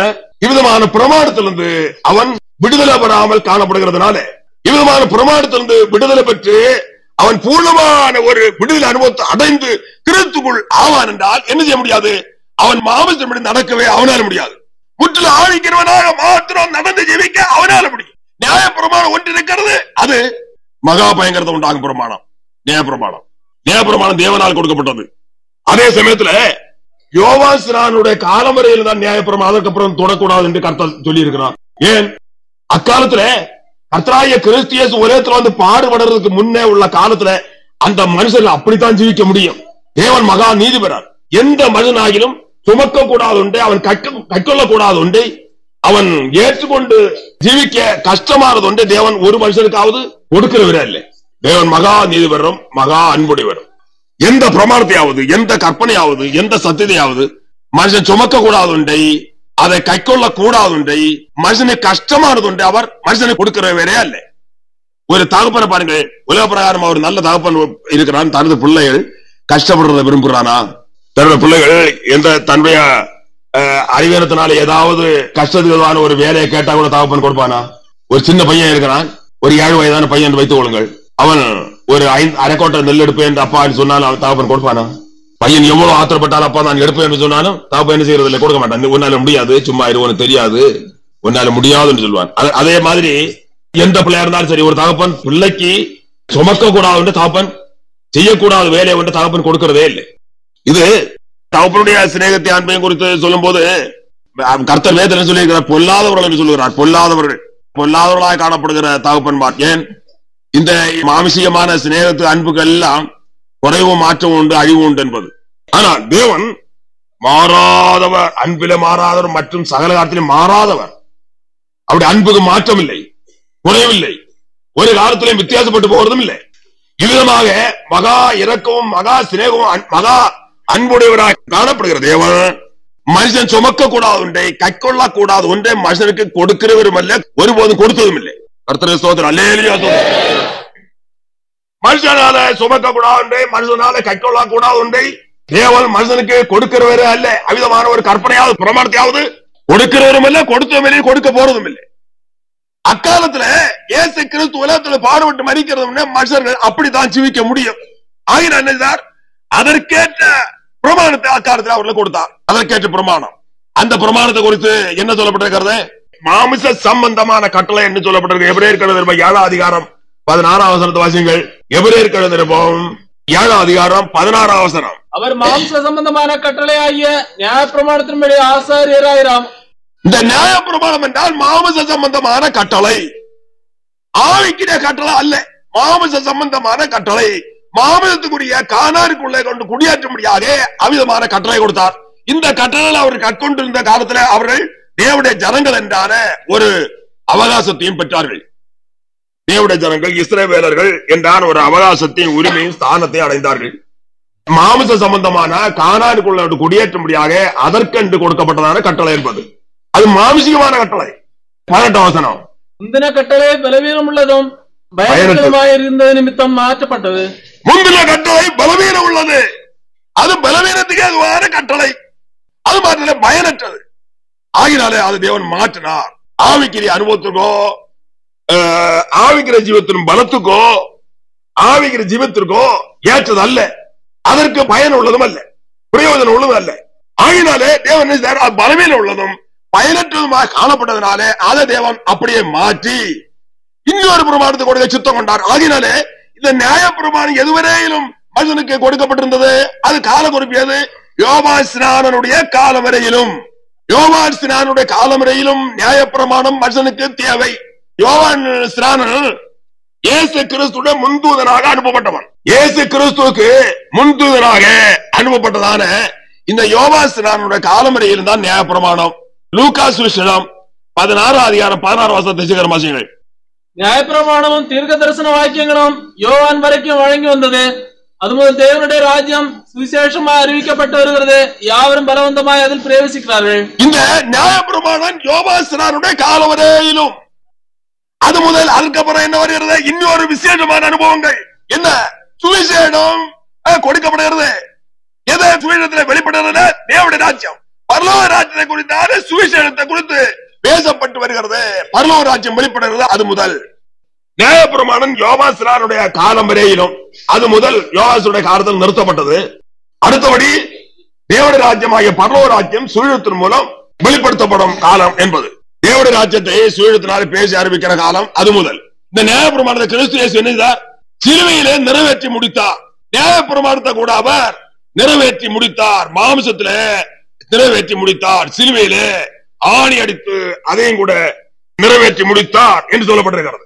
இவ்விதமாக நியாயப்பிரமாணத்தை நிறைவேற்றி முடித்து அதற்கப்புறம் தேவன் என்ன செய்கிறார்? இன்னொரு பிரமாணத்தை கொடுக்கிறார், ஜீவனுடைய ஆவியின் பிரமாணம் என்று சொல்லப்பட்டிருக்கிறது. ரோமருக்கு 2 அதிகாரம் 2 வசனத்தை நாம் வாசித்த வசனம் தான். ஜீவனுடைய ஆவியின் பிரமாணத்தை கொடுத்தார்.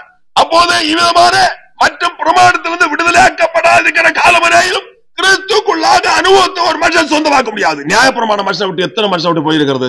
10 சொல்ற மனுஷன் விட்டு நியாயப்பிரமாணம் போயிருக்கிறதா? நியாயப்பிரமாணம் என்ன? மாறி மாறி அடிக்கிறது, பதில் பரிசுகிறது.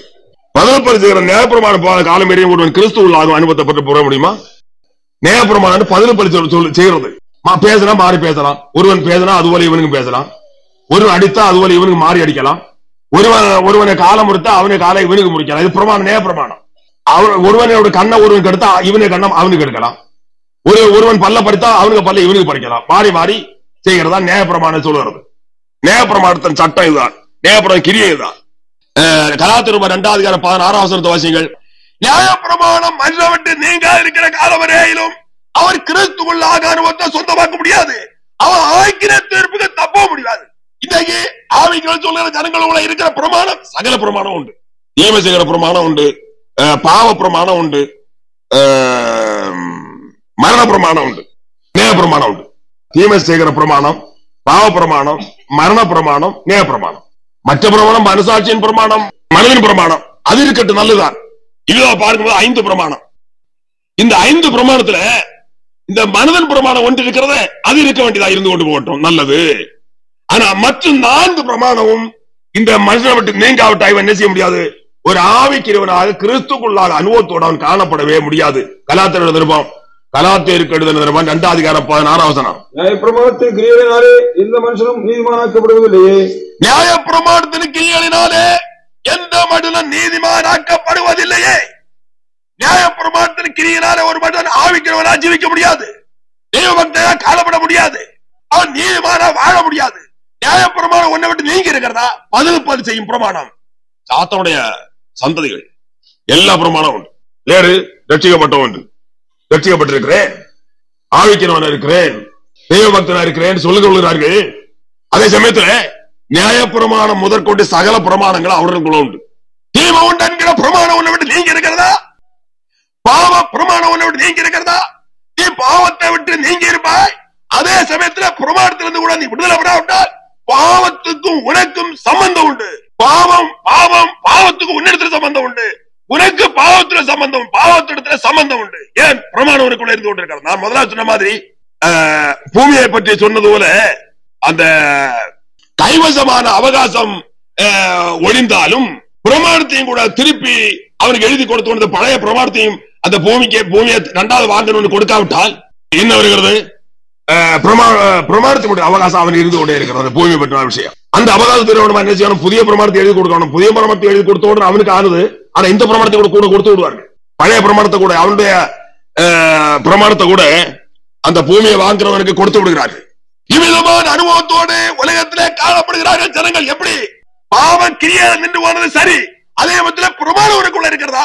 இன்னும் நீ பாவம் செய்வாய், இன்னும் நீ பாவம் செய்வாய் என்பது பிரமாணத்தில் விடுதலை இருக்கிற காலமுறையிலும் பாவத்துக்கு உன்னிடத்துல உரிமை உண்டு, பந்தம் உண்டு. அதே மாதிரி உனக்கு பாவத்துல உரிமை உண்டு, பந்தம் உண்டு. இனி தற்காலத்துல இந்த அனுபவத்தோடு தள்ளி போனாலும் இனி கொஞ்ச காலம் கழியும் போது என்ன செய்கிறார்கள்? மறுபடியும் அந்த பிரமாணத்தின்படி தாங்கள் விட்டான பாவத்தை எடுத்துக் கொள்கிறார்கள். அதே மாதிரி தீமையை விட்டார்கள், பிரமாணம் தங்களை விட்டு நீங்கி போகா இருக்கிறதுனால மறுபடியும் தீமை செய்வார்கள். பாவத்தை விட்டார்கள், பிரமாணம் தங்களை விட்டு நீங்கி போகா இருக்கிறதுனால மறுபடியும் பாவம் செய்வார்கள். பாவத்தை விட்டார்கள், பிரமாணம் போகவில்லை. அதே மாதிரி மரணத்திலும் நீங்கள் ஆகினார்கள், மரணமாகிய பிரமாணம் அவர்களை விட்டு போகவில்லை. பிரமாணம் இருக்கிறதுனால் மறுபடியும் அவர்கள் மரணத்தை சொந்தாக்குவார்கள். இதுதான் நடந்து கொண்டிருக்கிறது உலகத்தில். ஆவிக்கிற ஆட்கள் உள்ள பக்தர்கள் நடந்து கொண்டிருக்கிற கேடுகள் தான், வேற ஒன்றும் இல்லை. நியாயப்பிரமாணம் பின்ன சாதா எப்போதுமே அவர்களுக்குள்ள இருப்புதான். நியாயப்பிரமாணத்தை குறித்து நாம் வேதத்துல என்ன படிக்கிறோம்? ரோமருக்கு எழுதின 2 அதிகாரம் 14-15 வசனங்கள் வாசியுங்கள். ஒரு கூட்ட ஜனங்கள் சொல்வார்கள், நியாயப்பிரமாணம் எல்லாம் இஸ்ரவேல் ஜனங்கள் தானே, மற்றவர்களுக்கு இல்லை என்று. உலகத்தில் காணப்படுகிற சகல ஜனங்கள் உண்டு. இஸ்ரவேல் ஜனங்கள் கையில தோல் சுருளை எழுதி கொடுத்தார், கற்பனையில் எழுதி கொடுத்தார். கற்பனைகளையும் தோல் சுருளின் நியாயப்பிரமாணம் இஸ்ரவேல் ஜனங்களுக்கு எழுதப்பட்டது. அதே சமயத்தில் புறஜாதிகளுக்கோ இருதயத்தில் எழுதப்பட்டிருக்கிறது. அதோட கருணை இது. வாசி. நியாயப்பிரமாணம் இல்லாத பிரஜாதிகள் சுபாவமாய் நியாயப்பிரமாணத்தை செய்கிற போது அவனு சுபாவம் நியாயப்பிரமாணம் தானே. உலகத்துல மனுஷனாக ஜென்மம் எடுத்த மனுஷனாக பிறந்த ஒரு மனுஷனுடைய சுபாவமே நியாயப்பிரமாணம் தான். அதற்கப்புறம் வேற என்ன சுபாவம்? என்ன பதில் பரிசெய்கிறதா? எந்த மனுஷனை கவனித்து பாருங்கள். எந்த மனுஷன், எந்த இந்துவா இருக்கட்டும், வேற எவனா இருக்கட்டும், யாரா இருக்கட்டும், எந்த மார்க்கத்தை சேர்ந்தவனா இருக்கட்டும், அத்தனை ஜனங்களுடைய நியாயப்பிரமாணம், அத்தனை ஜனங்களுக்குள்ளே நியாயப்பிரமாணம் உண்டு. காரணம், அத்தனையும் தேவனால சிருஷ்டிக்கப்பட்ட ஜனம். உலகத்துல காணப்படுற மனுக்குலங்கள் அத்தனை பேரும் தேவனால சிருஷ்டிக்கப்பட்ட தேவனுடைய ஜனம். ஆகினாலே தேவனுடைய பிரமாணம் அத்தனை பேருக்குள்ளே உண்டு. இஸ்ரவேலுக்கு எழுதி கொடுத்தார், கையில வைத்து படிக்கும்படியாக. மற்ற புறஜாதிகளுக்கோ இருதயத்தில் எழுதப்பட்டிருக்கிறது. சுபாவமே நியாயப்பிரமாணம் இருக்கிறது. சுபாவமே நியாயப்பிரமாணம் இருக்கிறது. பதில் செய்யும் சுபாவம், அதான் நியாயப்பிரமாணம். என்ன? நியாயப்பிரமாணம் இல்லாத பிரஜாதிகள் சுபாவமாய் நியாயப்பிரமாணத்தை செய்கிற போது நியாயப்பிரமாணம் இல்லாத அவர்கள் தங்களுக்கு தாங்களே நியாயப்பிரமாணமாக இருக்கிறார்கள். தங்களுக்கு தாங்களே நியாயப்பிரமாணமாய் இருக்கிறார்கள். பிறகு அடுத்த வசனம். அவருடைய மனச்சாட்சியும் கூட சாட்சியிடுவதனாலும் குற்றமுண்டு குற்றமில்லை என்று அவருடைய சிந்தனைகள் ஒன்றே ஒன்று தீர்க்கிறதுனாலும் நியாயப்பிரமாணத்துக்கு ஏற்ற கிரியை தங்கள் இருதயங்களில் எழுதியிருக்கிறது என்று காண்பிக்கிறார்கள். நியாயப்பிரமாணத்துக்கு ஏற்ற கிரியை தங்கள் இருதயங்கள் எழுதியிருக்கிறது, அல்லது நியாயப்பிரமாணம் தங்கள் இருதயத்தில் எழுதப்பட்டிருக்கிறது. மற்றவர்களை கையில வைத்து படிக்கும்படியாக புஸ்தகத்தில் எழுதப்பட்டிருக்கிறது. புறஜாதிகளுக்கோ இருதயத்தில் எழுதப்பட்டிருக்கிறது. சுபாவமே நியாயப்பிரமாணமா இருக்கிறது. சுபாவமே நியாயப்பிரமாணம் தான். அது மாத்திரமல்ல, அவர்கள் இருதயத்திலும் கூட நியாயப்பிரமாண கிரியைகளால் நியாயப்பிரமாணம் எழுதப்பட்டிருக்கிறது. இப்படி இருக்க இந்த நியாயப்பிரமாணத்திலிருந்து விடுதலை பெற இருக்கிற காலமுறையிலும் மற்ற பிரமாணங்கள் விடுதலை பெற்றாலும் கூட இந்த நியாயப்பிரமாணத்திலிருந்து விடுதலை பெற இருக்கிற காலமுறையிலும் கிறிஸ்துக்குள்ளாகும் அனுபவத்தோடு ஆவிக்கிறவனாக ஒரு மனுஷன் ஜீவிக்க முடியாது. உன்னுடைய அனுபவம் என்ன? எத்தனை பிரமாணம் உன்னை விட்டு நீங்கி இருக்கிறது? எத்தனை பிரமாணம் உனக்குள்ள இருக்கிறது? ரட்சிக்கப்பட்டேன் சொல்லுற உனக்குள்ள எத்தனை பிரமாணம் இருக்கிற? எத்தனை பிரமாணம் உன்னை விட்டு நீங்கி இருக்கிறது? கவனித்துக்கொள். தீமை உண்டென்கிற பிரமாணம் உனக்குள்ள இருக்கிறதா? தீமை உண்டென்கிற பிரமாணம் உனக்குள்ள இருக்கிறதா? இச்சையாய பிரமாணம் உனக்குள்ள இருக்கிறதா? பாவமாய பிரமாணம் உனக்குள்ள இருக்கிறதா? மரணமாய பிரமாணம் உனக்குள்ள இருக்கிறதா? நியாய பிரமாணம் இருக்கிறதா? தீமை உண்டென்கிற பிரமாணம், இச்சையாய பிரமாணம், பாவ பிரமாணம், மரண பிரமாணம், நியாய பிரமாணம், இவ்விதமான பிரமாணங்கள் இருக்கிற காலமுறையிலும் கிறிஸ்துக்குள்ளாகும் அனுபவத்தோடு ஜீவிக்க முடியாது. கிறிஸ்துவை விட்டு வெளியேறுவார்கள். கிறிஸ்துவை விட்டு வெளியேறினால் அதுக்கப்புறம் என்ன? மாமிசம் நடப்பார்கள். ஆக்கின தீர்ப்பை, நியாய தீர்ப்பை அறிவித்துக் கொள்வார்கள். இது இவ்விதமான பிரமாணங்கள் அத்தனை பிரமாணம் போய் நியாய பிரமாணம் மாத்திரம் இருந்தாலும் கூட தப்ப முடியாது. ஆவிக்கிறவன் ஜீவிக்க முடியாது. ஆவிக்கிறவனால் ஜீவிக்க முடியாது. அப்போஸ்தலர் அப்படின்னு புஸ்தகம் 13 அதிகாரம் 39 வசனத்தை வாசியுங்கள். மோசேயின் நியாய பிரமாணத்தினாலே நீங்கள் எவையிலும் நின்று விடுதலையாகி நீதிமான்களாக படக்கூடாது இருந்ததோ, விசுவாசிக்கிற எவனும் அவையிலும் நின்று இவராலே விடுதலையாகி நீதிமானாக்கப்படுகிறான் என்று உங்களுக்கு தெரிந்திருக்க கடவுது. பாருங்கள், நீதிமானாக முடியுமா? நியாய பிரமாணத்தின் கிரியனால. மோசேயின் நியாய பிரமாணத்தினாலே நீங்கள் இவைகளிலிருந்து விடுதலையாக்கப்பட்டு நீதிமான்கள் ஆக்கப்படக்கூடாது இருக்கிறதோ, அவர்கள் இவராலே, இயேசு கிறிஸ்துவினாலே விடுதலையாக்கப்பட்டு நீதிமான்கள் ஆக்கப்படுவார்கள். இயேசு கிறிஸ்துவினாலே. இயேசு கிறிஸ்து இவ்விதமான விடுதலை அளிக்கிறவர். நியாய பிரமாணத்தை மனுமக்கள் வேண்டி அவரே செய்து நிறைவேற்றி முடித்தார். மகிமையான விடுதலையை கொடுக்கிறார். மகிமையான விடுதலை. நியாய பிரமாணத்துக்கு கிரியா அவனை விட்டு அற்று போகத்தக்கதாலே, நியாய பிரமாணம் அவனை விட்டு அறவே நீங்கி போகத்தக்கதாலே மகிமையான விடுதலை அளிக்கிறார். கிறிஸ்துவால்தான் இந்த நியாய பிரமாணத்திலிருந்தும் நியாய பிரமாண கிரியிலிருந்தும் விடுவிக்கப்பட்டு ஆவிக்கிறவனாக நீதிமானாக முடியும். கிறிஸ்துவ பற்றின விசுவாசம் இருக்கிறதா? கிறிஸ்துவ பற்றின விசுவாசம் தான் நியாய பிரமாணம் ஒரு ஆவிக்கிறவனுள்ள இருக்க முடியாது. உன்னுடைய அனுபவம் நான் கண்டுபிடித்துக் கொள். பதில் செய்கிற அனுபவமா? பதில் பேசுறதா? பதில் செய்கிறதா? எதிர்த்து நிற்கும் சுபாவமா? தீமையோடு எதிர்த்து நிற்க கூடாது. பிரமாணம் தீமையோடு எதிர்த்து நிற்காதே. தீமையை நன்மையினாலும் வெல்லு. தீமையை நன்மையினாலும் வெல்லு. தீமையோடு எதிர்த்து நிற்காதே. ஒரு கருத்தில் அறையவனுக்கு மறு கருத்தை வேணும்னா திருப்பி காட்டி கொடு. ஒரு கருத்தில் அறையவனுக்கு மறு கருத்தை வேணும்னா காட்டி கொடு. ஒரு கருத்தை ஒருவன் அடித்தால் மறு கருத்தை வேணும்னா காட்டி கொடு. சரியாப்பா, நீ அடித்தியா? இந்த கருத்தை அடித்து கொண்டு போய் இப்போ உள்ள ஆவிக்கிற ஆட்களை பார்க்கணும். நியாய பிரமாணம் ஒன்றை விட்டு நீங்க இருக்கிறதா? பதில் செய்யும் பிரமாணம், தேவபக்தியை அழிக்கும் பிரமாணம், ஆவிக்கிற ஜீவத்தை கொலைத்து சீர்கொலை பண்ணி உன்னை கெடுக்கும் பிரமாணம் ஒன்றை விட்டு நீங்க இருக்கிறதா? கிறிஸ்து இயேசு உனக்காக நியாய பிரமாணம் செய்து முடித்தாரு. நீ இன்னும் நியாய பிரமாணத்தை வைத்துக் கொண்டிருக்க காரணம் என்ன? நியாய பிரமாணத்திலிருந்தும் நியாய பிரமாண கிரியிலிருந்து உன்னை விடுதலையாக்கி நல்ல விசேஷமான ஆவிக்கிறவனாக மாற்ற முடியாத கிறிஸ்து இயேசு உனக்காக பாடுபட்டு மரித்தாரே, விடுதலை உண்டாக்கி இருக்கிறாரே, நீ இன்னும் நியாய பிரமாணத்தை வைத்துக் கொண்டிருக்க காரணம் என்ன என்று கண்டுபிடித்துக் கொள். இவ்விதமான பிரமாணங்கள் இருந்து பூர்ணமான விடுதலை யார் அடைந்திருக்கிறார்கள்? அவர்களே யார்? ஆவிக்கிரியவர்கள். ஆவிக்கிறவர்கள் அவர்கள் தான். யார்? கிறிஸ்துக்குள் ஜீவிக்க அனுபவம், கிறிஸ்துக்குள் ஜீவிக்க அனுபவத்தை அறிந்து கொண்டு ஆவிக்கிறவர்களாக உலகத்தில் வாழ்கிறார்கள். ஆண்டவர் சொன்னதான காண்பித்தான மாதிரியையும் சொன்னான கற்பனையும் கடைபிடித்து கொண்டு ஜீவிக்கிறார்கள், நடக்கிறார்கள். ஒரு கருத்தில் அறையவனுக்கு வேணுமான இந்த கருத்தையும் கூட அடிச்சிட்டு போவா என்று காட்டிக் கொடுக்கிறார்கள். யார் தீமை செய்தாலும் தாங்கள் நன்மை செய்கிறார்கள், சத்துருக்களை சிநேகிக்கிறார்கள். எப்போதுமே தங்களை தாழ்த்தி வறுமையாக்கி ஆவிக்கிறவர்களாக கிறிஸ்துக்குள் இருக்கிறதாக தங்களை காண்பிக்கிறார்கள். கிறிஸ்து இயேசுக்கு உட்பட்டவர்களாயிருந்து மாமிசத்தின்படி நடக்காமல் ஆவியின்படி நடக்கிறவர்களுக்கோ ஆக்கின தீர்ப்பு இல்லை. யார் மாமிசத்தின்படி நடக்கிறார்களோ அவர்களுக்கு ஆக்கின தீர்ப்பு உண்டு. 13ஆம் வசனத்தில் சொல்லப்பட்டிருக்கிறது, மாமிசத்தின்படி பிழைத்தால் சாவீர்கள், ஆவியினாலே சரீரத்தின் செய்களை அழித்தால் பிழைப்பீர்கள். மாமிசத்தின்படி யார் பிழைக்கிறாரோ அவன் மறுபடியும் ஆத்மீய மரணத்தையே சொந்தமாக்குவான். மாமிசத்தின்படி பிழைக்கிறவன் சாவான். ஆவியின்படி யார் பிழைக்கிறார்? அவன் சரீரத்தின் செய்களை அழித்தவன் சரீரத்தின் செய்களை அழித்தவன். மாமிசத்தின்படி பிழைத்தால் சாவீர்கள், ஆவியினாலே சரீரத்தின் செய்களை அழித்தால் பிழைப்பீர்கள். வாசி, அடுத்த 2 வசனத்தை வாசி, 14 வசனத்தையும் கூட. மாம்சத்தின்படி பிழைத்தால் சாவீர்கள், ஆவியினாலே சரீரத்தின் செய்களை அழித்தால் பிழைப்பீர்கள். சரீரத்தின் செய்கள் உன்னை விட்டு நீங்க இருக்கிறதா? அழிக்கப்பட்டு இருக்கிறதா? சரீரத்தின் செய்கள் உன்னை விட்டு நீங்க இருக்கிறதா? அழிக்கப்பட்டு போனதா? ஆவியினால் நடத்தப்பட்ட அனுபவத்தோடு காணப்படுகிறாயா?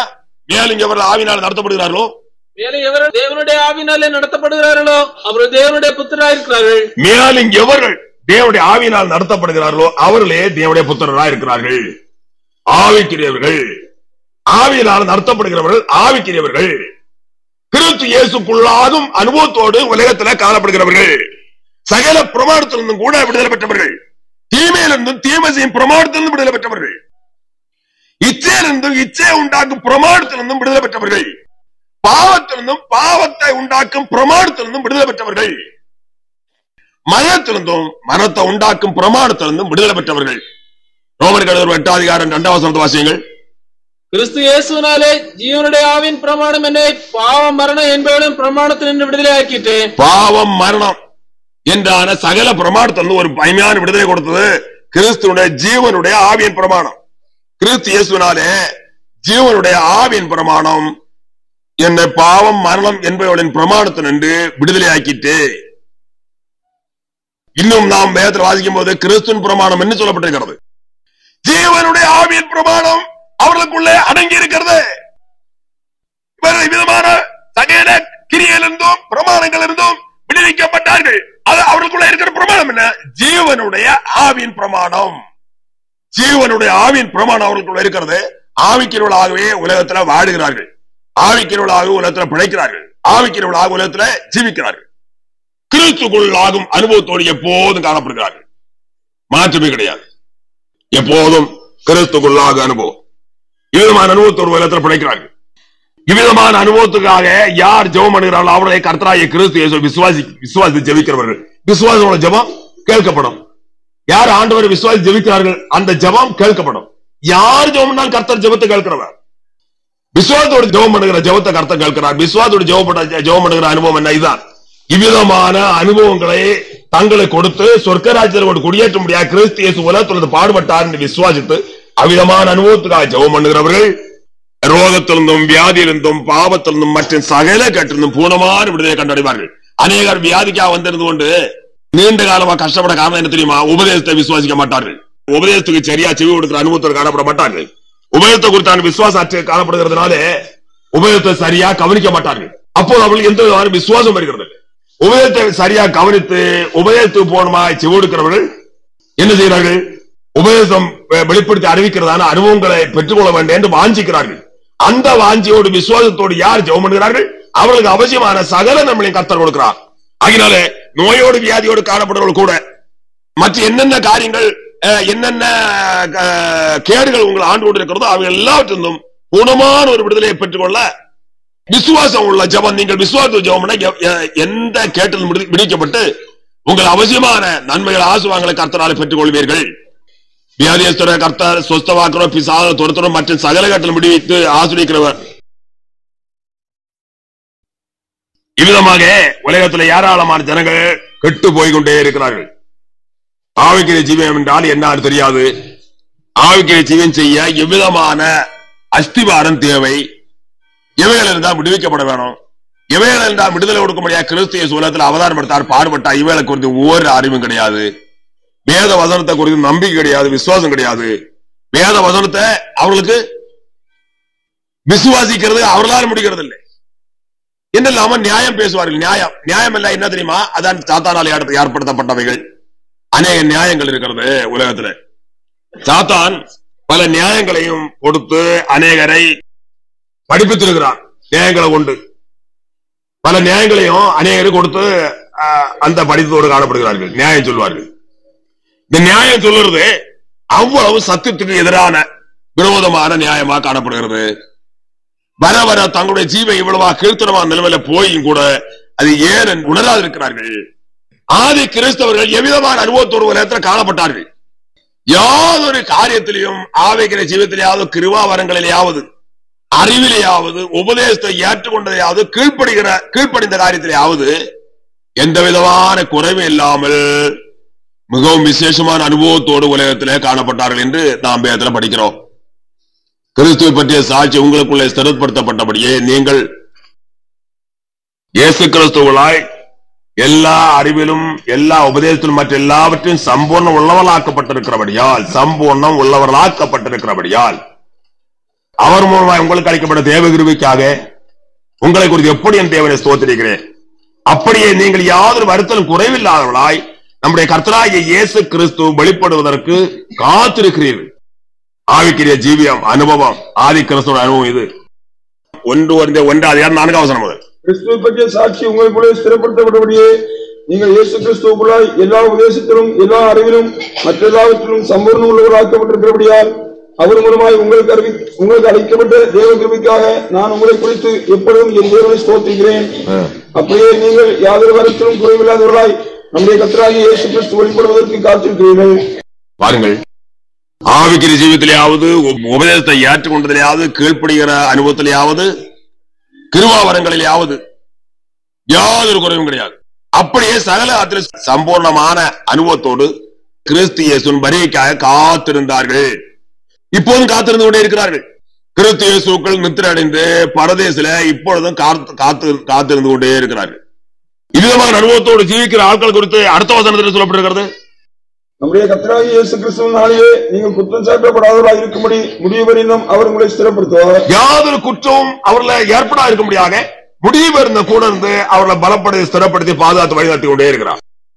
இவ்விதமாக தங்களை முழுதுமாக கிறிஸ்து இயேசுக்கென்று ஒப்புவித்துக் கொண்டு ஆவிக்குரிய ஜீவன் செய்ய வேண்டான விசுவாசத்தோடு தாகத்தோடு வாஞ்சியோடு காணப்படுகிறவர்களை இவ்விதமாக சம்பூர்ணமாய் அவர் ஆசீர்வித்து, அதற்கப்புறம் கிறிஸ்து இயேசு நாளிலே கர்த்தராகிய கிறிஸ்து இயேசு வரும்போது இவர்களை யாதொரு குற்றம் இல்லாதபடி அவ்விதமாக பழுதற்ற பரிசுத்தவான்களாக உலகத்தில் ஜீவிக்கிறது ஏற்ற வல்லமைகளையும் கிருபாவரங்களை அளித்து அவருடைய வழியிலேயே நடத்தி பாதுகாத்து பராமரித்துக் கொண்டே இருக்கிறார்.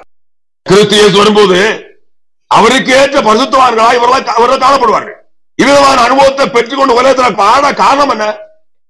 சத்தியத்தை பற்றான அறிவு, உபதேசம், அதற்கேற்ற சத்தியமாய் உபதேசம் அவர்களுக்கு கொடுக்கப்பட்டது. அதை குறித்து அவர்கள் விசுவாசித்து அறிந்து அடைந்து அதற்கு கீழ்ப்படிந்து உலகத்தில் வாழ்ந்தார்கள். அநேகருக்குள்ள இந்த நியாயப்பிரமாணம் எப்போதும் கிரிசி கொண்டிருக்கிறது. தாழ்மை என்ற கிடையாது, சகிக்கும் தன்மை என்ற கிடையாது. இதான் நியாயப்பிரமாணம். ஒரு ஆவிக்கு சொல்லத்தக்க எந்த அனுபவம் கிடையாது, வேஷம் மாத்திரம்தான். வேஷவோ அல்லது பேச்சளவிலே பக்தியா பேசுவார்கள். பக்தி வினயமா பேசுவார்கள். காரியத்திலே ஒன்றும் இல்லை. இவ்விதமான நிலைமையோடு காணப்படுகிறார்கள். நியாயப்பிரமாணத்தை வைத்துக் கொண்டு சகிக்கும் தன்மை உண்டா? சகிக்கிற அனுபவம் உண்டா? சகிக்கும் தன்மை இருக்கிறதா? இல்ல. பொறுமை இருக்கிறதா? இல்லை. தான் ஒரு ரட்சிக்கப்பட்ட ஒரு ஆவிக்கிறவன்றான அனுபவத்தில் ஏதாயிலும் ஒரு அனுபவத்தை பார்க்க முடிகிறதா? அதுவும் இல்லை. ஒவ்வொரு சமயத்திலும் கர்த்தர் பேசி அறிவிக்கிறதான வார்த்தைகளை விசுவாசித்து அனுபவங்களை பெற்றுக் கொள்ள முடியாது. ஜாக்கிரதையாருங்கள். ஆதி கிறிஸ்தவர்கள் கொடுக்கப்பட்டான உபதேசத்தை கருத்தாய் கவனித்து பூர்ணமாக அதற்கு செவிடுத்து அவைகளை ஏற்றுக்கொண்டு அவைகளின்படியே ஜீவித்தார்கள். ஆகினால் எண்ணினார்கள் பூர்ணராக்கப்பட்ட சம்பூர்ணமாக்கப்பட்ட பரிசுத்தவான்களாக உலகத்தில் வாழ்ந்தார்கள். எக்காலத்திலேயும் இதுதான் அனுபவம். இவ்விதமான அனுபவத்தோடு யார் காணப்படுகிறார்களோ அவர்கள் கிறிஸ்து இயேசுவின் வருகையிலே அவருக்கேற்ற பரிசுத்தவான்களாக அவரை தரிசிப்பார்கள். பூர்ணமாக கர்த்தருடைய உபதேசத்தை கவனித்து கர்த்தருடைய உபதேசத்தை பூர்ணமாக செவிடுத்து உபதேசத்தை ஏற்றுக்கொண்டு அவையின்படி ஜீவிக்கிறவர்கள் மாத்திரம்தான் என்ன செய்ய முடியும்? ஆவியின்படியே ஜீவிக்க முடியும். ஆவியின்படியே ஜீவிக்க முடியும். கிறிஸ்து இயேசுக்கு உட்பட்டவர்களாக இருந்து ஆவியின்படியே ஜீவிக்க வேணும். ஆவியின்படியே ஜீவிப்பார்கள். ஆவிக்கிறவர்களாக விளங்குவார்கள். எப்போது யார் பார்த்தாலும் ஆவிக்கிறவர்கள். அவர்களை கொண்டு தேவன் பெரிய காரியங்களை செய்வார். உரிய காலம் கொண்டு மாத்திரமா? விசுவாசிகள் கொண்டு எவ்வளவு பெரிய காலம் செய்திருக்கிறார் தேவன். ஆசுவிலே காணப்பட்ட விசுவாசிகள் கொண்டு கூட அவ்விதமான அனுபவத்தோடு எக்காலத்தில் தேவன் வழிநடத்த சித்தமுள்ளவராக இருக்கிறார். வாக்குத்தத்தங்களை மாற்றமில்லாதவர், கிரியையில மாற்றமில்லாதவர், எல்லாரையும் ஒன்று போல அவருடைய வாக்குத்தத்தை ஆசிரியக்கிறோம் என்பதை அறிந்து அவரவரும் தங்களுக்கு அவசியமான ஆசுவாங்களை பெற்றுக்கொள்ள ஜாக்கிரதையா இருங்கள். ஒவ்வொரு சமயத்திலும் கர்த்தர் பேசி அறிவிக்கிறதான வார்த்தையை விசுவாசித்து முழங்கால நின்று அனுபவங்களை பெற்றுக் கொள்ளுங்கள். கர்த்தங்களை ஆசிரிப்பாராமே. எல்லாரும் ஜெபம் பண்ணுவோம். அன்புலகாவே ஸ்தோத்திரம், நல்லதாவே ஸ்தோத்திரிக்கிறோம். அன்புகா சிநேகத்துக்காக ஸ்தோத்திரம் செலுத்துறோம். பிதாவே, இந்த தினம் பேசி அறிவித்த திருவார்த்தைகளுக்காக ஸ்தோத்திரம். கேட்டாம ஜனங்கள் போன விசுவாசத்தோடு அவைகளை ஏற்றுக்கொண்டு அதன்படியே ஜீவிக்கத்தக்கதாக அனுபவங்களை பெற்று உலகத்திலே ஆவிக்கிறவளாய் ஜீவிக்கத்தக்கதாக உமக்குள் ஜீவிக்க அனுபவத்தோடு காணப்பட்டு ஆவிக்கிறவளாய் உலகத்திலே பிழைக்கத்தக்கதாக உங்க ஜனங்கள் எல்லாருக்கும் முடிய கெஞ்சிரோம். பிதாவே, மாவிதனுடைய நடக்கிறவர்கள் ஆக்கினது போன்றான அறிவோடு யார் யார் அவிதமான அனுபவத்தோடு காணப்படுகிறார்கள் உடனே விடுதலை பூர்ணமான விடுதலை அடைந்து உமக்குள்ளாகும் அனுபவத்தை அடைந்து ஆவிக்கிற உலகத்தில் பிழைத்து ஆதி கிறிஸ்துவ போன்ற அனுபவத்தோட உலகத்தில் வாழத்தக்க வரிக்கு ராயத்தோடு காணப்படுறதாக கிருபை கெஞ்சிரோம். பிதாவே, இவர் ஆசிரியர் யாரா தலமா கட்டளை கெஞ்சிரோம். நோய்களை சுத்தமாக்கி பிசாலை துரத்தி அடையாளங்கள் அற்புதம் நடப்பித்து பாவ சாபத்தில் ஜனங்கள் ரட்சித்து ஒருப்பித்து பரிசுத்தப்படுத்தி பலப்படுத்தி ஆசிரியம் கெஞ்சிரோம். பிதாவே, நாமத்தை வயப்படுத்தணும். ஜனங்களை இதுவரையில் கொண்டு பாகத்து வழிநடத்தி நாமத்தை மயப்படுத்த அன்புக்காக சோத்திரம். இன்னும் அதுவா பாகத்து வழிநடத்தி நாமத்தை அதே மயப்படுத்த சித்தவளா இருக்கிற அன்புக்காக சோத்திருக்கிறோம். பிதாவே, வீட்டு போற ஜனங்களை கொண்டு வந்து காத்திரணும். என்ற தூதர்மா அனுப்பி பாகத்து வருகிற அன்புக்காக அன்பு செல்லுக்காக சோத்திரம். இன்னும் ஜனங்கள் போகிற ஒரு இடங்களில் தூதர்மா அனுப்பி கண்மணி போல பாகத்து வழிநடத்தி நாமத்தை மயப்படுத்த கெஞ்சிரோம். பிதாவே, மழை நாள் மஞ்சள் நாள் மற்ற எந்த காரணத்தினாலும் ஜலதோஷங்களோ நோயாள வியாதிகளோ மற்றும் எந்த விதமான சேதங்கள் அணுகாபடி ஒரு ஜலதோஷங்களோ உண்டாபடி குழந்தைகள் செல்வ எல்லாரும் கண்மணி போல காத்திரணும். நாமத்தை மயப்படுத்தணும். பிரயாணத்தில் கூட இருந்தாலும் சால ஆபத்து சால தீமைக்கும் விலை பாதுகாக்க கெஞ்சிரோம். பிதாவே, விஷ ஜந்துக்களானால் ஊரும் பிராணியம் மற்றும் ஜந்துக்களானாலும் பொல்லாவியல் பொல்லா ஜனங்கள் துஷ்ட ஜனங்கள் திருடுமாறு மூலமோ இந்த சேதங்களால் அணுகால் காத்தலும் கால மாற்றத்தினாலோ வியாதி உண்டாக்கும் அணுக்கணுனாலோ எந்த விதமான சேதங்கள் அணுகாமடி எல்லாரும் முக்களம் மறைத்து ரத்தூரம் மறைத்து ஐந்தோളം மறைத்து பாகத்து வழிநடத்தும் கெஞ்சிரோம். பிதாவே, சுற்றிலும் அக்கிரமம் காத்தலும் வாகன வசதியெல்லாம் கட்டளற்றலும் சந்தோஷ சமயத்தோடு மகிழ்ச்சியோடு தங்கள் இல்லங்களை குறிக்கப்பட்ட சமையல் சென்று சேரும்படி அனுக்கரிச்சாலும் எல்லா குடும்பங்களும் தங்கி வாசம் பண்ணி அளவில்லாத ஆசை கட்டல் கண்மணி விளையாட்டு பார்த்து வழியை நாமத்தை மயப்படுத்தலும் சுற்றியுள்ள தோழர்கள் காத்தலும் சகலா ஜெயத்தை ஆசீர்வாதத்தையும் கண்டடைந்து உலகத்தில் வாழும்படி அனுக்கரிச்சாலும் உண்மை விசுவாசித்து நாமத்தில் பிழைக்கும்படியா யாருக்கு கிருபையும்படியா இறக்கஞ்சும்படியா கெஞ்சிரோம். பிதாவே, குழந்தைகள் சரியோ எல்லாரோடும் விசேஷத்தை பாதுகாப்பு எப்போதும் இடவிடாமல் உண்டாயிருக்கபடியே கெஞ்சிரோம். நாமத்தை மயப்படுத்தும் காத்தலும் வரைக்கும் ஆயத்தப்படுத்தும் கிருபையா இருக்கிறான் தேவாரும் வேள்பரிய நாமத்தில் ஜெபங்கள் அன்புளப்பான பிதாவே.